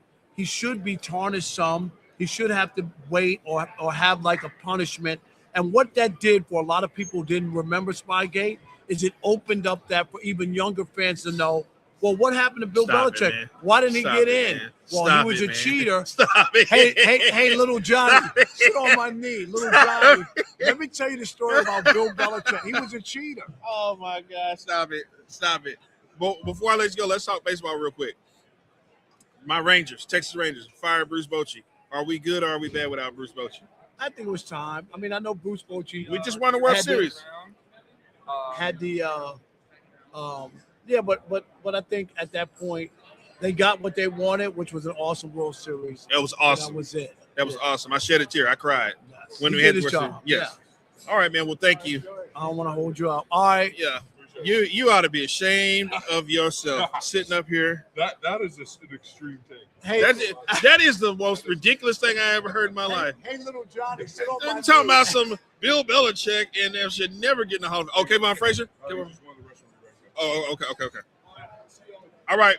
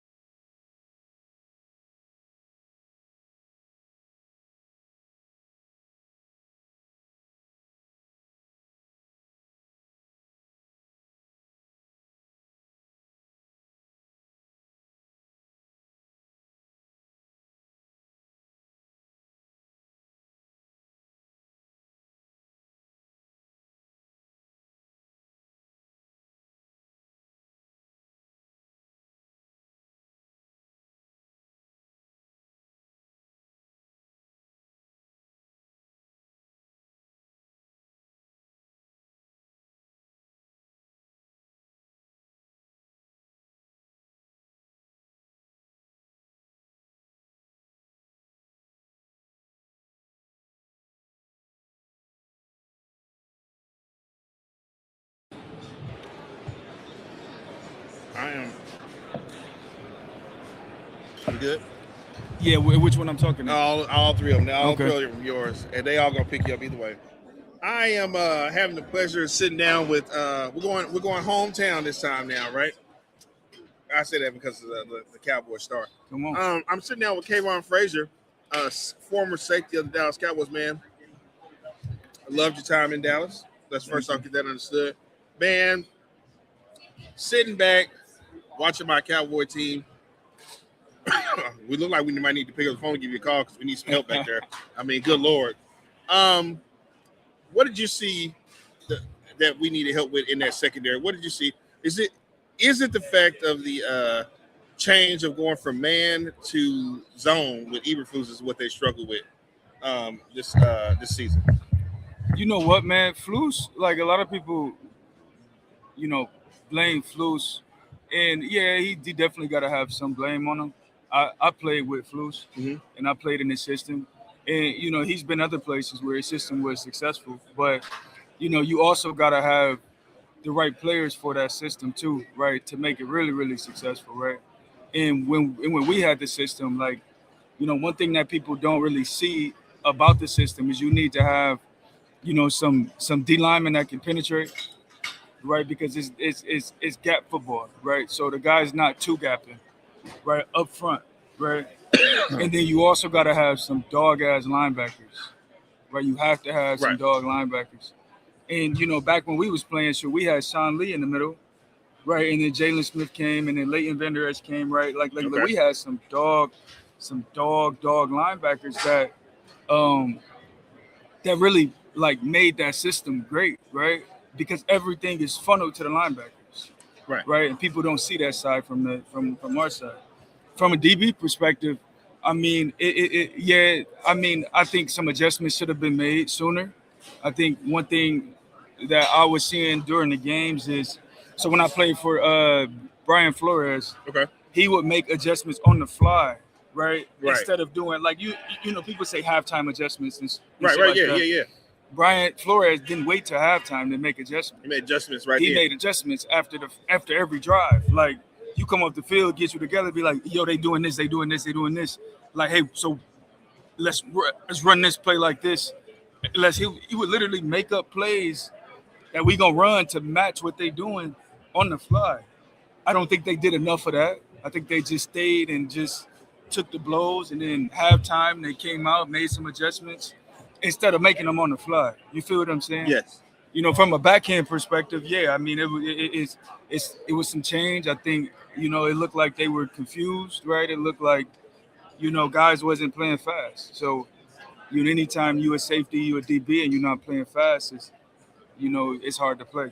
It's hard to be successful. So chat me up on your thoughts on the Michael Parsons situation. Okay. He laughed. No, I ain't no. I'll keep it a buck. I'll keep it real. Which one to know about? No. I just want to say what you felt. Do you feel like they should have let him go, or they shouldn't have? I think they should have let him go. I do. Thank you. I thought we were gonna have to fight that one out. No. I think they should have let him go. Okay. Like, I think Jerry was honestly. I think it was a great move by Jerry. Yeah, that's the Quentin Williams. And I think that like Jerry played it out really, really smooth too. Okay.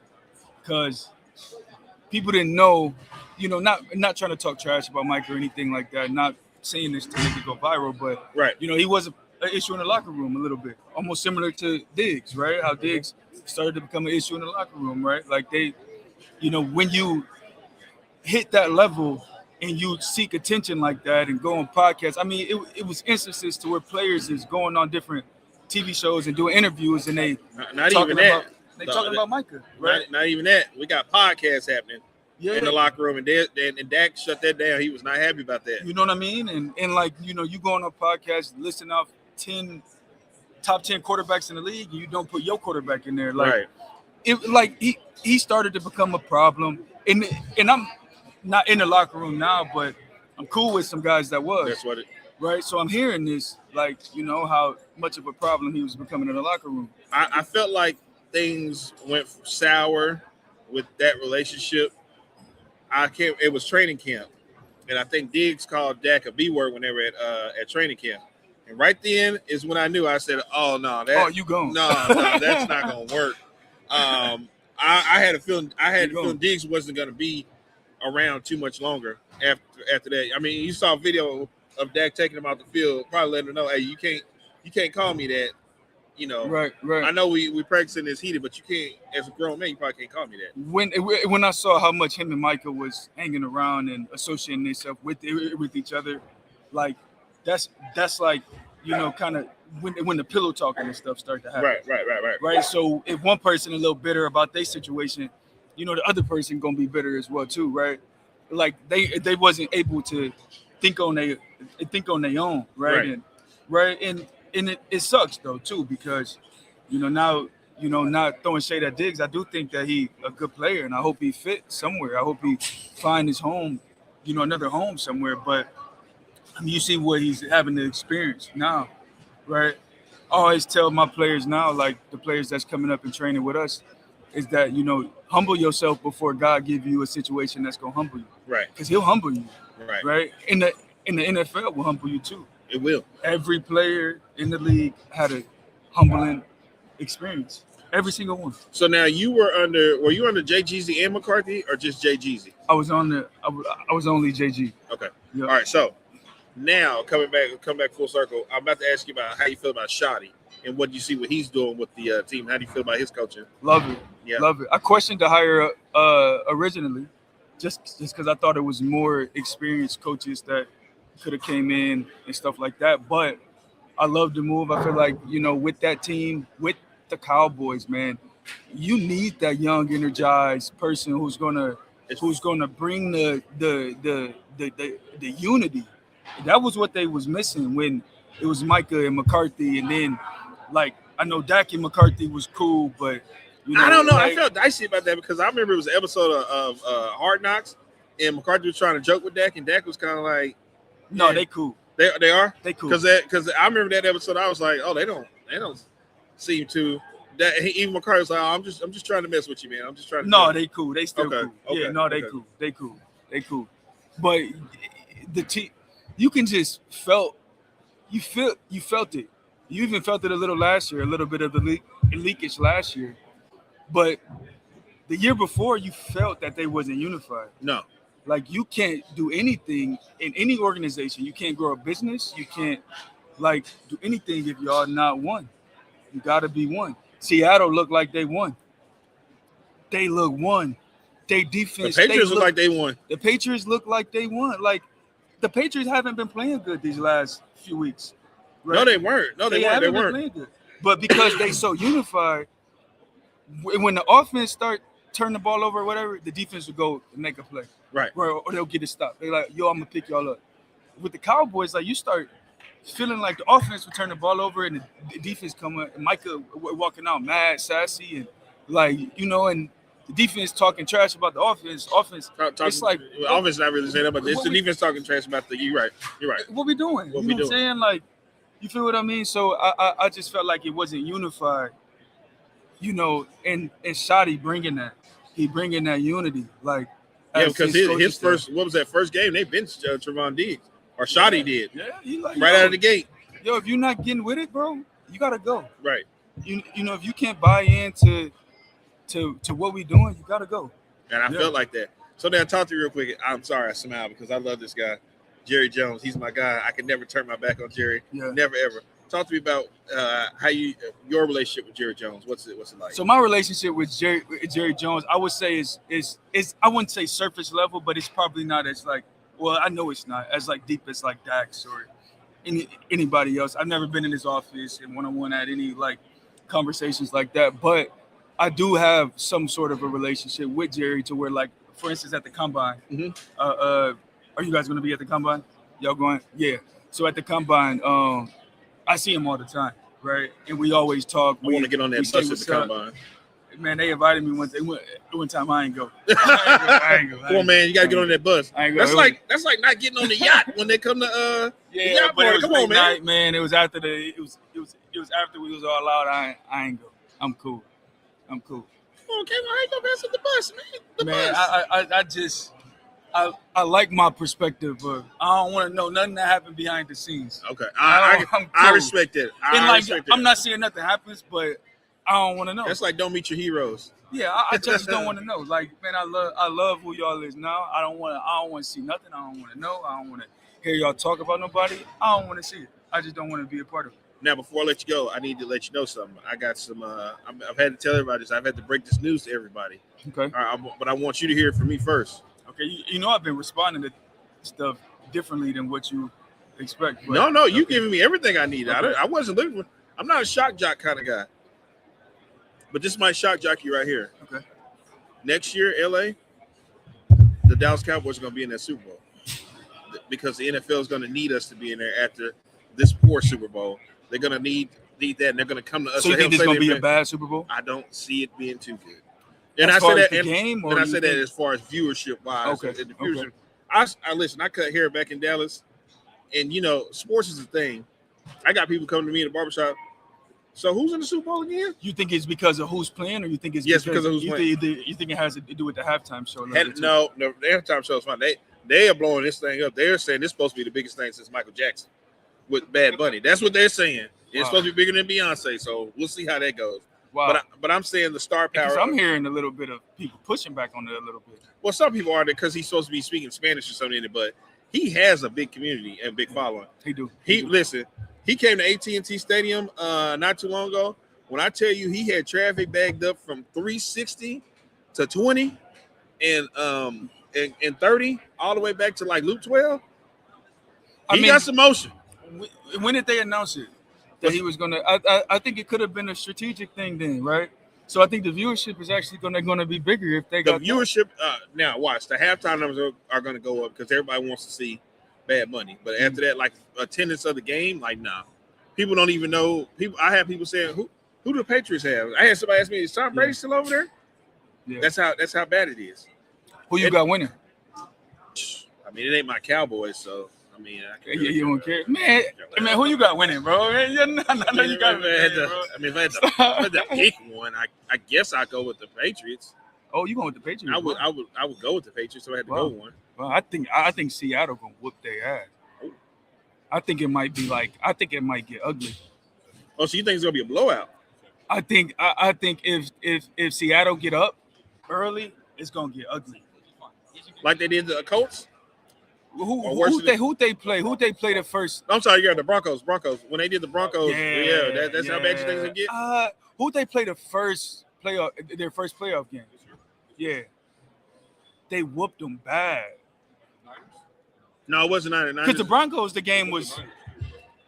Oh no, it was the Niners. I think like the Niners type. I think it might get ugly. Just because. Like I like Drake May, but he hasn't been having the best playoffs right now. They offense haven't clicked yet. The Patriots offense hasn't clicked, and their defense been keeping them in the games because creating turnovers. Well, you probably not gonna get a lot of turnovers on this team. I respect that. Because they can run the ball. I can see and respect that, but Seattle D-line, DeMarcus Lawrence, Tank. That's my dog, man. I'm so happy for bro.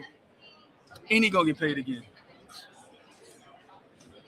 Not gonna fight you on that one. He gotta get paid again. Yes, he does. He gotta get paid again. And you know what? That was another situation that happened too on the sideline too.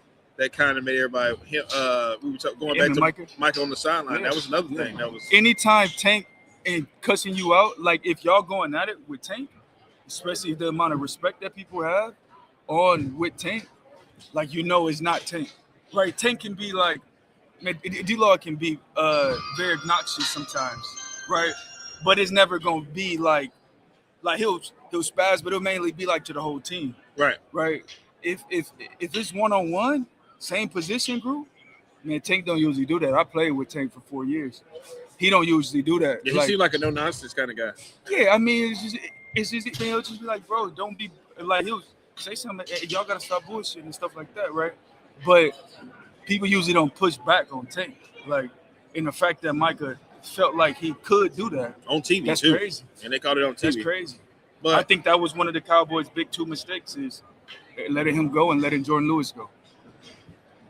Jordan Lewis was a key piece for us. Two culture building guys, two guys that like that's one thing that the Cowboys always been good at. To where like, yeah, we never got over the hump, but we always had good teams. Was because like they kept the core guys together. Over these coaching changes, like this was when you really saw like the guys that's been there for a while, the guys they drafted, like just leaving. Like, you know what I mean? Like it usually never really, if you really look back at the Cowboys, like it never really happened. Like yeah, they used to, the Cowboys we used to get a knock of falling in love with our players. Yeah. That's a knock that we got. Yeah. But I just want to let you know, whoever does win the Super Bowl, it's not gonna be a repeat. It's only gonna be a one-off because next year, my Dallas Cowboys, we're gonna be in the Super Bowl. It's gonna happen, and that's because the NFL is gonna need us after this Super Bowl. I'm not fighting you on that, but so you think it's scripted? Well, we'll just say sometimes when the NFL needs to, some teams get a hand in certain situations. We were just talking to Rob Parker about the Patriots Deflategate and what's the Spygate or whatever. Sometimes you get a little help from the referees in the NFL, certain situations. It's crazy. You think it's scripted? Huh? I'm not saying it's scripted. I want to see you as a conspiracy theorist. I am a conspiracy theorist. I've seen some referees. Man, I've seen some ever since Terry Rozier got busted for gambling and it showed up. I'm like, okay, now it's starting to make sense. Some of the stuff I'm seeing, like some of these referee calls, is like, what? Right. Yeah. What? He's got to be gambling on the game. There's no way. I'm still think Dean Blandino was gambling on Dez. You talking about the Dez Carter? Yeah. And I want to tell you something funny. Last year here at Radio Row, we interviewed Dean Blandino, and then right after that, we came downstairs and we interviewed Dez. And right when we interviewed Dean Blandino, because Dez was like, oh yeah, I want to talk to him, I want to sit down, whatever. Do you know what this motherfucker said to me upstairs? Oh, well, today that's a catch. If I didn't want to rev back my fist and jaw him, like, are you serious? Hey, that was the year. Talking about that was a Super Bowl year. We would have went on to play Seattle. We had already beat Seattle in that season that year. And here we are, got them dead to rights beat. Of course, the undefeated back shoulder throw, Romo Dez. Yeah. And we get messed up like that. And then to hear him say today, well, yeah, today that's a catch. Because Romo was in his prime at that time. Man, that was one of Romo's best years. That was Romo. And this man gonna tell me, look me straight in my face and say, well, today that's a catch. You think Romo is a Hall of Famer? Ooh. Well, is he gonna retire first? Because I understand he hadn't retired yet. So he got retired first. Yeah. He got retired first before we can have that conversation. Definitely retired. I mean, I don't think they're gonna bring him back like a Phillip Rivers type of. Oh man. As a player, no. Broadcaster, yes. Is Dez Bryant a Hall of Famer? Absolutely. He Hall of Famer, okay. Yeah. Absolutely. I think so too. Absolutely, without question. I don't know if they're gonna give him first ballot or not, but absolutely, Dez Bryant's a Hall of Famer. Well, don't he has the most touchdown catches as a Cowboy receiver? He's got the numbers. Yeah. No, but Dez has numbers though, and I think Dez has records too. Absolutely, Dez Bryant. If Jason Witten's going in, Dez Bryant definitely has to go in. Sean Lee. Why did you have to say that? That's your guy, right? I mean, I like him. I'm not like close with him like now, but playing with him was pretty cool. I mean, I don't, man, I don't have an opinion on it. I just want you, as a Cowboy fan, a barber, you know what I'm saying? You in the barber shop. Yeah, I understand. I feel you put that on me like that. 73, right? That's the record for Cowboys. No, Sean Lee should not go in the Hall of Fame. Okay. Too many injuries. I mean, the man was walking down the hill and tore, what was it, hamstring or calf? His hamstrings was done. So then we should let Anthony Davis in the Hall of Fame too, right? Okay. Just chilling. Just checking. No. Hey man, I like Nico, man. And Nico, my dog. Shout out to Nico. Shout out to Nico. Thank you. I think, man, like I was not upset what Nico did. I understood why we did what we did. I think he could have got more for Luka, but he's right. I mean, you can't win with Luka. You got Cooper Swag. Yeah, but that wasn't directly from that You think that he might? I just told you. You told me. You called me a conspiracy theorist. Okay, yeah. This is a conspiracy. Now, how you Cole. trade? He going crazy right now. 49 the other night. Going crazy. How do you? When have you ever heard in the NBA they trade their star player, and then they get the number 1 draft pick the next year? And remember, the NBA doesn't do the draft lottery anymore. They don't do the little ping pong balls on TV no more. Man, they blew that team up now. But they should have, and they might as well go ahead and trade Kyrie too. They should have let Nico stay for 2 more years. Let him finish this year and next. He only year. had 1 more year on his contract. Next year, man, bro, that team, Kyrie, how Cooper Swag playing right now, and Anthony Davis, if he can stay healthy, hopefully. Like, this man got shot on Christmas Day just running down the court. I don't know if you saw that. We just run down the court on Christmas. Oh, they got shot. Yeah, just out of the blue. On that, but so we can't. But if he can somehow try to stay healthy, he's similar to Porzingis, just can't stay healthy. Yeah, all we need to do is keep Cooper Swag and build around him and weak rate. Yeah, but Kyrie and Cooper Swag might be a little combo. I'll give it 1 year. After that, we got to move on. 1 year. I'll give him 1 year. I love Kyrie. I do.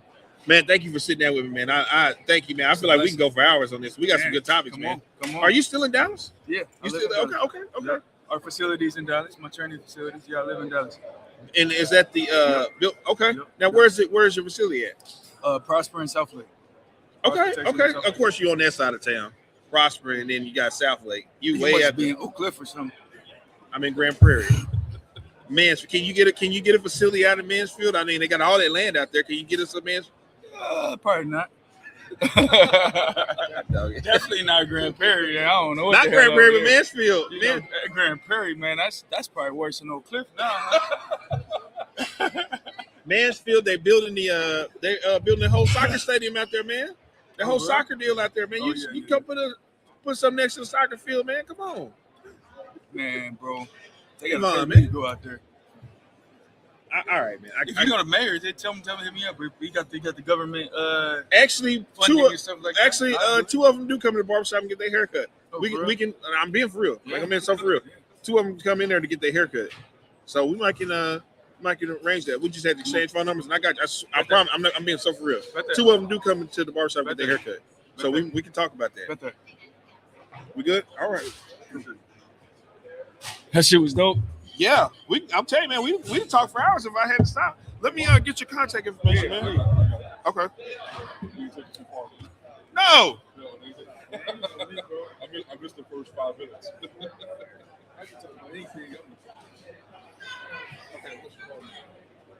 Because back in Dallas, I think the big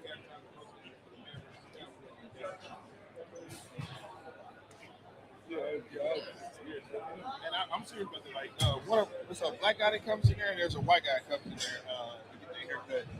And actually, when I left, he was on the way to do some type of debate in Mansfield or something like that. So we definitely will sit there. All right.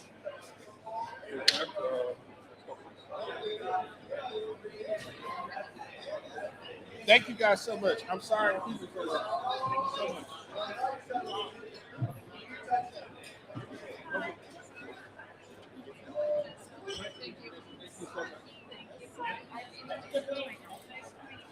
And I'll give you a call. I got it from Kmart. He's got mine as well.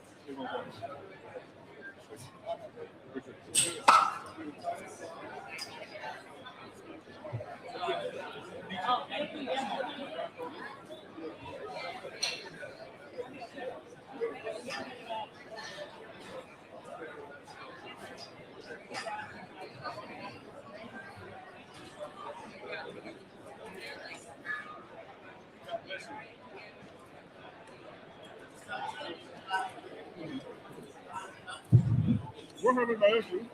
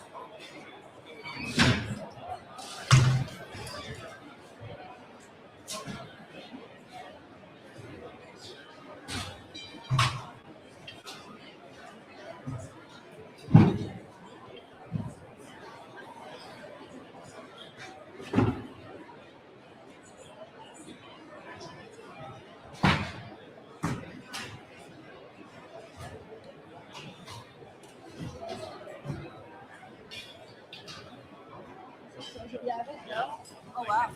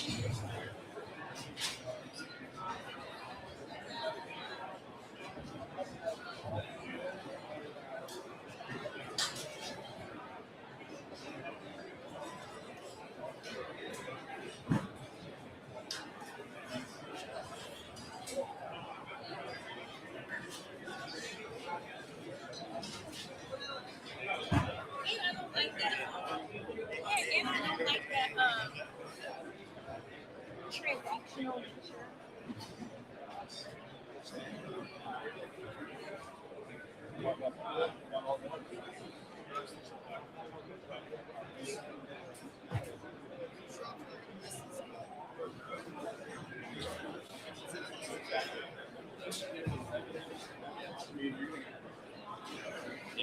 And in the morning.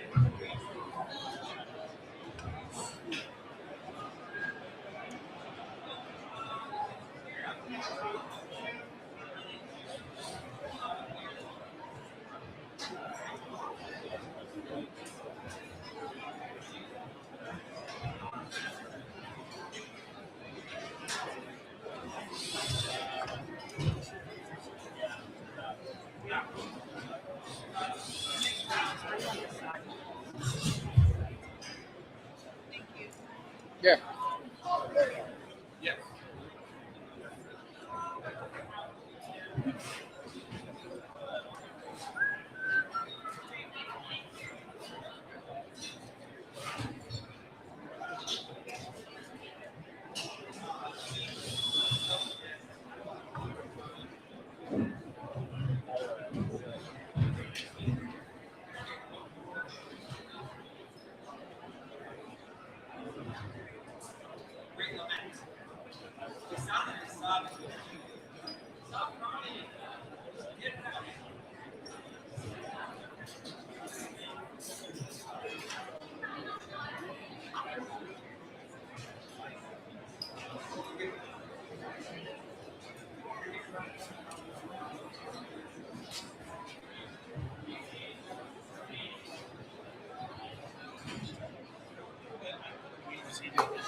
Every day.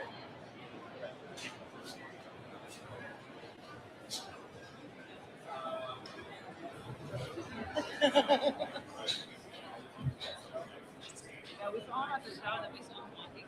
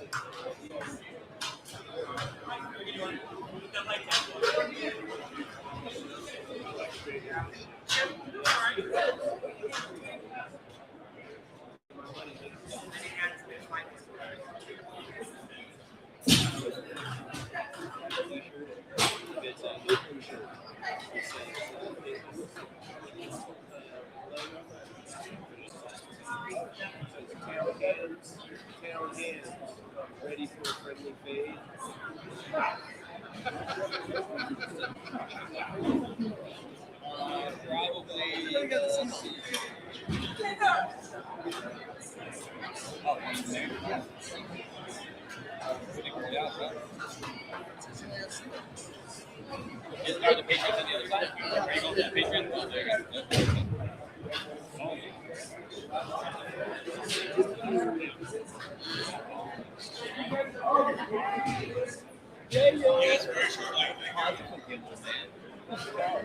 You want to take one? Yeah, I'm going to go.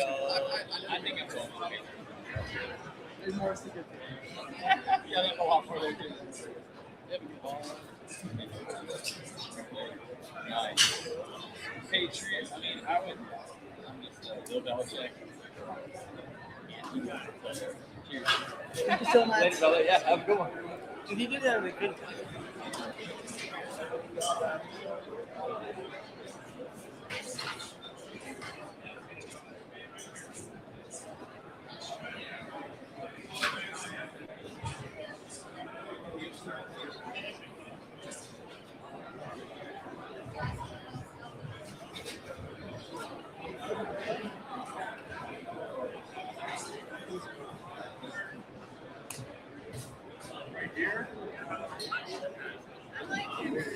Right here on the ladder.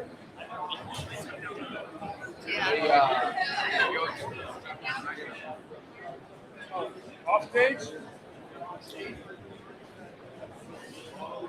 Here. Here. Okay. And also, I go outside the trust.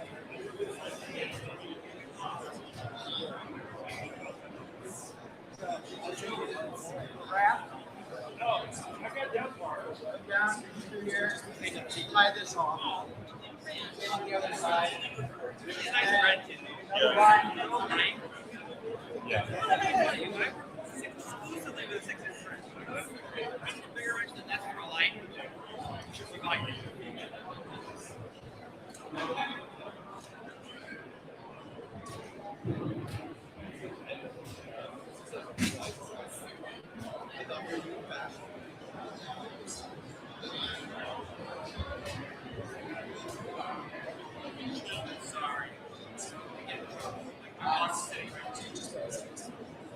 It's okay.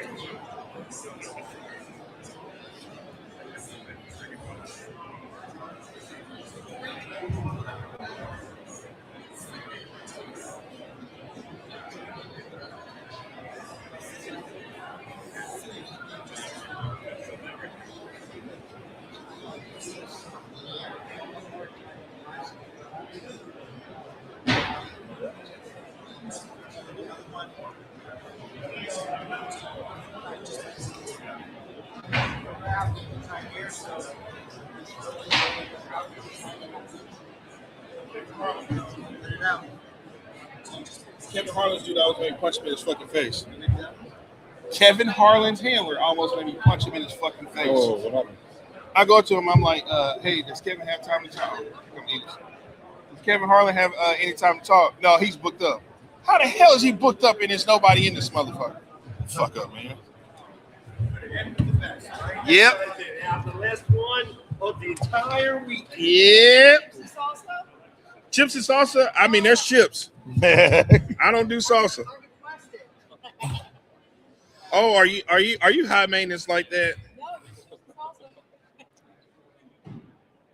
Once.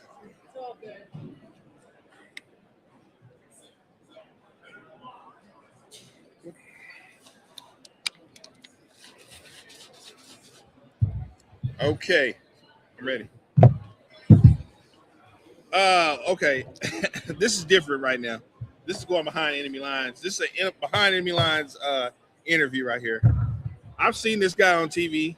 Actually, I've seen you yelling in the crowd on TV. Now, can you tell the people at home what do you go by? Because I want them to follow you on social media. Can you give out your social media, please? Absolutely. I am the Philly sports guy. Go ahead. And any social media, the Philly sports guy. And I love going down to Dallas. I love when we play you guys. You know, like I said, my buddy My buddy is True Blue. You know, he's the guy with the big hat and stuff like that. I love the fans down there. I hope Jerry never dies. I hope he lives forever. I love what he's doing with the franchise. I tell you, not only this is all being sarcastic. Not only is he doing great with the team, but he knows how to build a fantastic stadium. I tell people all the time that out of all the stadiums I've been to, I've only missed 3 at this point now. I only got 3 left to go to. Which ones are those? I have to go to San Francisco. I haven't been to the one here. I haven't been to the one in Nashville, and I haven't been to the one in Cleveland.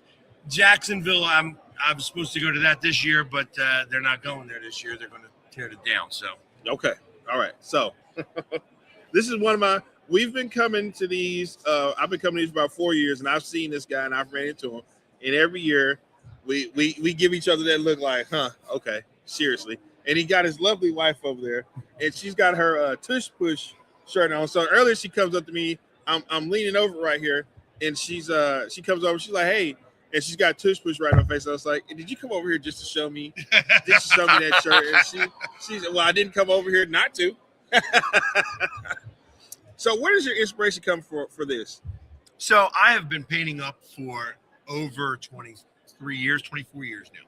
And I did about 7 years ago, I got recognized on TV. They started the show, give me a lot more play. And I started to make it a thing. And a production company helped me get the name and started to help me do social media. Mm-hmm. And I switched from being a stonemason to doing this for a living now. So now you showed me a phone of you and 4 or 5 other guys doing the show. What's your podcast or what's your show that you guys do? That's Coast to Coast. Okay. So I do that with a guy from Seattle, a guy from Green Bay who happens to be a Vikings fan. You guys still got to explain that to me. Well, he just doesn't like the Packers. Okay. And actually there's a big contingent of people in Green Bay that don't like the Packers. Okay. Which is kind of funny to me, but whatever. There's still good cheese curds. And then a guy from Houston who's a big Cowboys fan. And then, of course, myself. That's odd, too. Cowboys fan in Houston when they have the Texans. But we'll take it. So now you guys get together and you guys just talk football. We talk sports, all sports. So like I said, this is a 5-day-a-week podcast. So we've run out of things. You can't talk about football all the time. Sometimes we talk about life in general. Okay, I was just saying, when do you guys broadcast? When do you guys? 10 o'clock every day, Monday through Friday. Every day, Monday through Friday, 10 o'clock. 10 o'clock. Wow. 10 o'clock Eastern time, just so that everybody knows. Okay. So, because you live where? I live in Philly. Okay, you do live in Philly. Okay. So, 10 o'clock every day, the consistency on that is crazy. It is. So, like I said, we talk about a lot of different things. Obviously, football and baseball probably are. So, the Phillies? Phillies. Okay. And I paint up for all the different ones. So are you a Sixers fan too? I'm a Sixers fan too. Oh, you like me? I'm a Dallas Cowboys, Mavericks, Texas Rangers, Stars, and Dallas Wings fan. Well, hey, listen. We said you're talking about the Rangers, and the Rangers just won a World Series recently. And I would have loved to have been able to play against you guys because for a long time, I think for like the 4 times that we played each, you like swept us. Yeah. Now, the last time you guys played us, we swept you. Yeah, you did. So we got a little bit of retribution. But, I mean, I would have loved to have been in that World Series, but we couldn't get past the Diamondbacks. And I knew you guys, once they got to the World Series, you were going to smoke them. And you guys did. So, now, where's the inspiration for the face paint and the mohawk come from? So, the mohawk I've had since my 40th birthday. I am 53 now, so... we were walking around on my 40th birthday in New Orleans, and at 2 o'clock in the morning, we're like, what are we going to do with ourselves? We're like, hey, let's go find a bar that might have some clippers behind the bar. We went to Coyote Ugly, and they happened to have clippers behind the bar, and they shaved my first mohawk, and I have lived with this ever since. Wow. So, here's the thing about Cowboys versus Eagles. Whenever we go down the schedule, because we do a schedule show on my broadcast, right? We go through the schedule, and I always say, well, when it comes to the Eagles, give me a split. We're gonna lose one and we're gonna win one. So you decide which one is gonna be. And it seems like for the past few years, we lose at Philly, but we win at home. Yeah. So I can't really say there's too much of a beef there, but of course there's a beef. But I never say going into any season that we're just gonna sweep the Eagles, or the Eagles are just gonna sweep us. Yeah. So if you remember back in the day, it used to be more Eagles, Giants, Cowboys, Redskins. Right. And it was like don't say the R word. We'll get blocked. I'm just kidding. But Fred Smoot was here. It was the Commanders. Fred Smoot was over here, so please, whatever you do, say Commanders. Hey, listen, I heard that they may change it back next year. Yeah, well, the president's got something to do with that. He wants it back. So, anyways, and even when you guys were really bad, you guys would split with Washington. Right. With Washington. You were 1-15. What was that one win? Against Washington. Same thing. Washington. We could be having a good record, and Washington could be 1-15, and they would beat us. Yeah, exactly. So Right. now that's changed. Washington's been irrelevant. The Giants stink out loud, and that's the Eagles and Cowboys. And it's the number one rivalry in all of sports. And that's what makes it great. That's why I want you guys to be good, because I want to beat you guys when you're good. And I feel like that when the NFC East is at its best, football is at its best. Well, I mean, you're going to get the best of it next year, because I don't know if I told you this. I'm going to have to break this news to you too, like I've had to break to everybody here on Radio Row. Well, next year in LA, Dallas is going to be in the Super Bowl. We're going to be performing in that. You're just like every other Cowboys fan. Next year's your year. Well, I don't. It's like a bag of Doritos. It's not your year again. well, this year is going to be our year, and we're going to be in the Super Bowl. And we actually probably going to have Taylor Swift performing. We got a whole bunch of stuff we got to go into, some red tape we got to pull through. But we're going to be in that Super Bowl, and how do you feel like? So let me ask you, since you are right there, you're in it. How do you feel about what Jerry Jones is doing in general? As far as what? Well, I just feel like that he pisses off players a lot. Nothing personal, it's just business.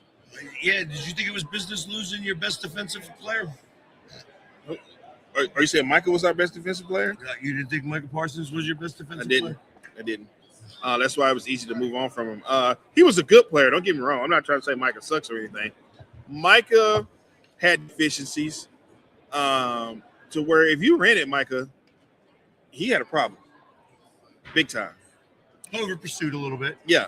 He Right. would over pursue. Right. But he would also get there a lot. He didn't was sack the big on- quarterback enough for me. He had a lot of games where he had 0 tackles. Yeah, but there was also times when he was getting double and triple teams. Excuse me. Is Myles Garrett not the best? Myles Garrett is. Is TJ Watt not the best? Well, he's Is also- your guy Aiden Hudson not the best? Those are 3 guys that I don't care who you put in front of them, they are going to get the quarterback. So Myles- Especially TJ Watt. So let's TJ go Watt. back. So let's go. The defensive player of Max the year. Crosby too. The defensive player of the year. Mm-hmm. Myles Garrett. Mm-hmm. He had 21 and a half sacks. Okay. In game 14. Mm-hmm. How many sacks he get in game 15?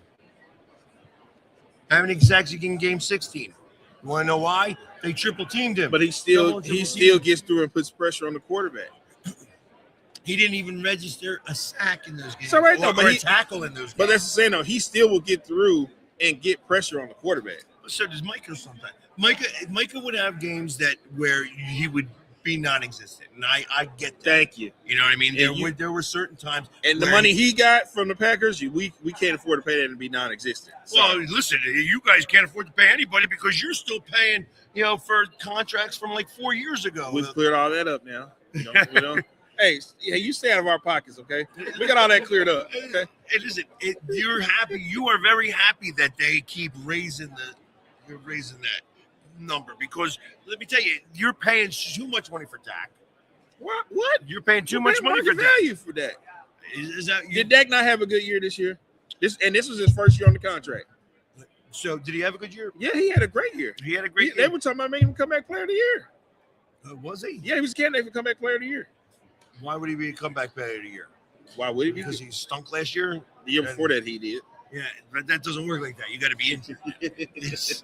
So wait, didn't that just because you stink one year and wait, you're no, good Dak next year. was injured last year though. Dak did get injured. Yeah, for a few minutes. He played what, 13 of the 17 games. I think you might be right. I think we might be giving him too many misses games there, but you're right. He didn't. It was the calf or whatever, but he did miss a lot of games, and that was close to the end. I mean, him and Jalen Hurts have only played against each other, I think, 2 or 3 times. And listen, and I was there on the 50-yard line. Opening night when we had you guys beat. Oh no, that opening night game. I tell you what, I've been to Dallas. I go to Dallas every year. That opening night where you had Jimmy Johnson come in, and it was like we started out. You guys had opening night in week 3.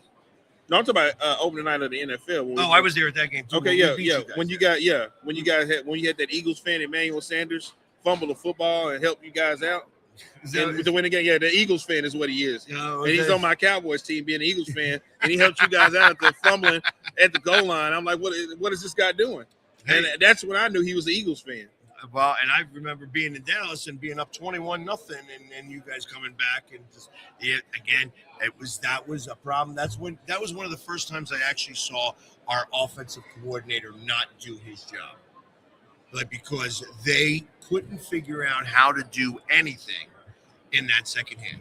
Right. And it wasn't that your defense was so great. Your defense was mid at best, at their best this season. Right? Okay. I mean, they were giving up a lot of points this year, but they played a very inspired half, and we could not do anything. And I feel that was more to blame on our offensive coordinator than it was on your defense. Thank you, because we've hired your old defensive coordinator too. Yeah, I know. Yeah, just like you guys stole Kellen Moore from us too.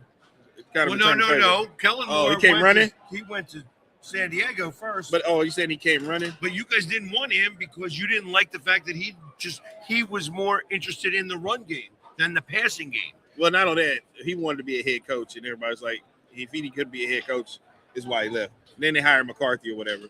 Right. When they thought he should have been the head coach, and they're like, nah, it ain't your time to be a head coach. We hired McCarthy. Well, I mean, I got it. And he was the offensive coordinator for McCarthy, wasn't he? Let's talk about your team real quick, because let's get on that real quick. You got a guy on your team who hates coming to work every day. How do you deal with that? Which one? Which one?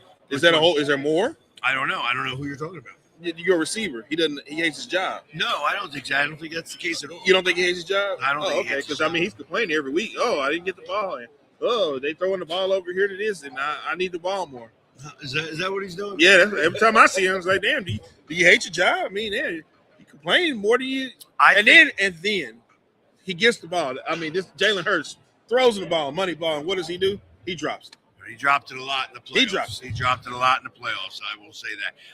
I think that there has been a disconnect between Jalen Hurts and AJ Brown, and I feel that they were boys when they first announced that AJ Brown was going to be here.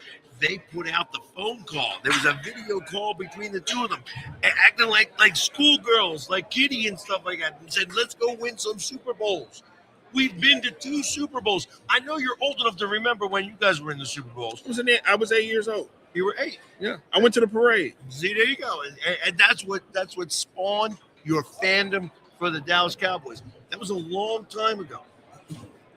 How many playoff games you've won since then? We got cheated. We got cheated and won. You know what? And I had him on my podcast one time, and he says, Blandino? Yeah, and he said that it was a drop.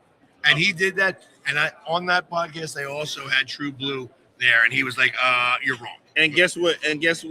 I was just telling Kayvon Frazier this. Last year at the Super Bowl, we interviewed him right before we came downstairs to interview Dez. You know what he said to us? Well, today that's a catch. Today it's a catch. And I wanted to punch him in his face.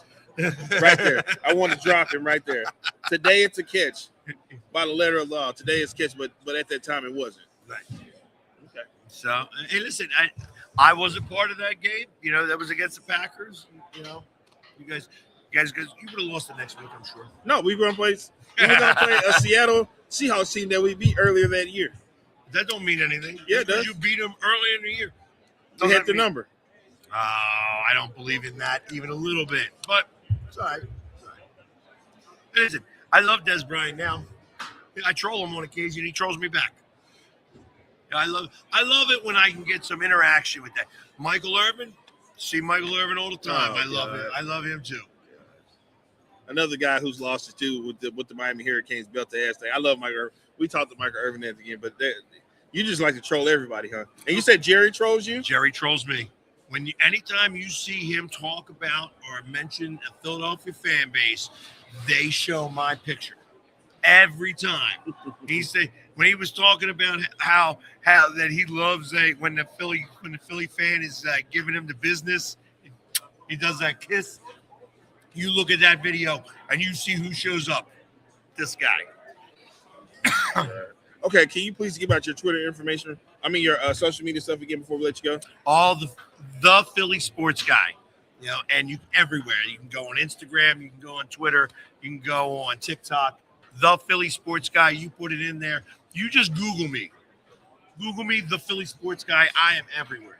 And we are going to be seeing this guy on our broadcast. This this Cowboy Eagles season, because there ain't no way that I cannot reach out to you when these games are on. I would love to have you. If we could, well, you're going to go to the games. I'm saying if we could, we need to have you on pregame and postgame.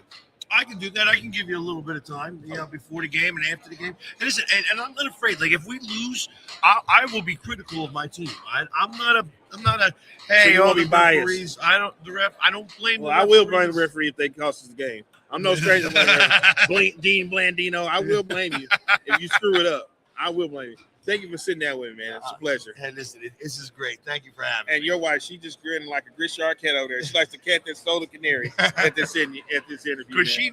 Because she knows that when we go this year and we are down there in Dallas, we sweeping you this year. You never sweep us. It's gonna be a tie. Well, hold on. I know that this past year we didn't do it, but the year before that, was that a sweep? When we won the Super Bowl, we swept you, didn't we? If you did, it's because Dak didn't play. One of those games he didn't play. Yeah, it was one of the games he didn't play. You know what? Dak does so well against us. He's got this tremendous record, except when those games really matter for something. You got what's the name that game? Rush Hour. That's what you got. You got Rush Hour. Cooper Rush. I remember Cooper. Yeah, you got Rush Hour. Cooper Rush. He didn't have a good game that game. He did not. So, and then I think the game we beat you guys, Jalen Hurts wasn't there. It was 1 year. Yeah, Jalen Hurts that was 3 years ago. That was when we lost the Super Bowl that year. Okay, yeah. So that was the year we played y'all. Jalen Hurts was there. Then you came back and played us, and then Dak wasn't there. So yeah, like I said, it goes back and forth. We're catching up there on the wins. And I said, I know you guys got 5 Super Bowls. You weren't alive for most of them, so it's all right. We got VCR tapes still now. Like if you need a VCR, I got one for you. Okay. Well, you guys enjoy your. Are you going to the bowl game? I am not. Okay. Well, you guys enjoy your flight back to Philly. Are you leaving today or tomorrow? I will leave late night tonight because we got some bare knuckle boxing that we're going to go check out tomorrow. It just doesn't stop with this guy. No, listen, it's sports. Hey, sports doesn't sleep, and neither does the Philly sports guy. I guess so. All right, man. Well, thank you. Hey, don't worry. You're going to be hearing from me. All right. I'm looking forward to it. Okay. Go Birds. Hey, you know what?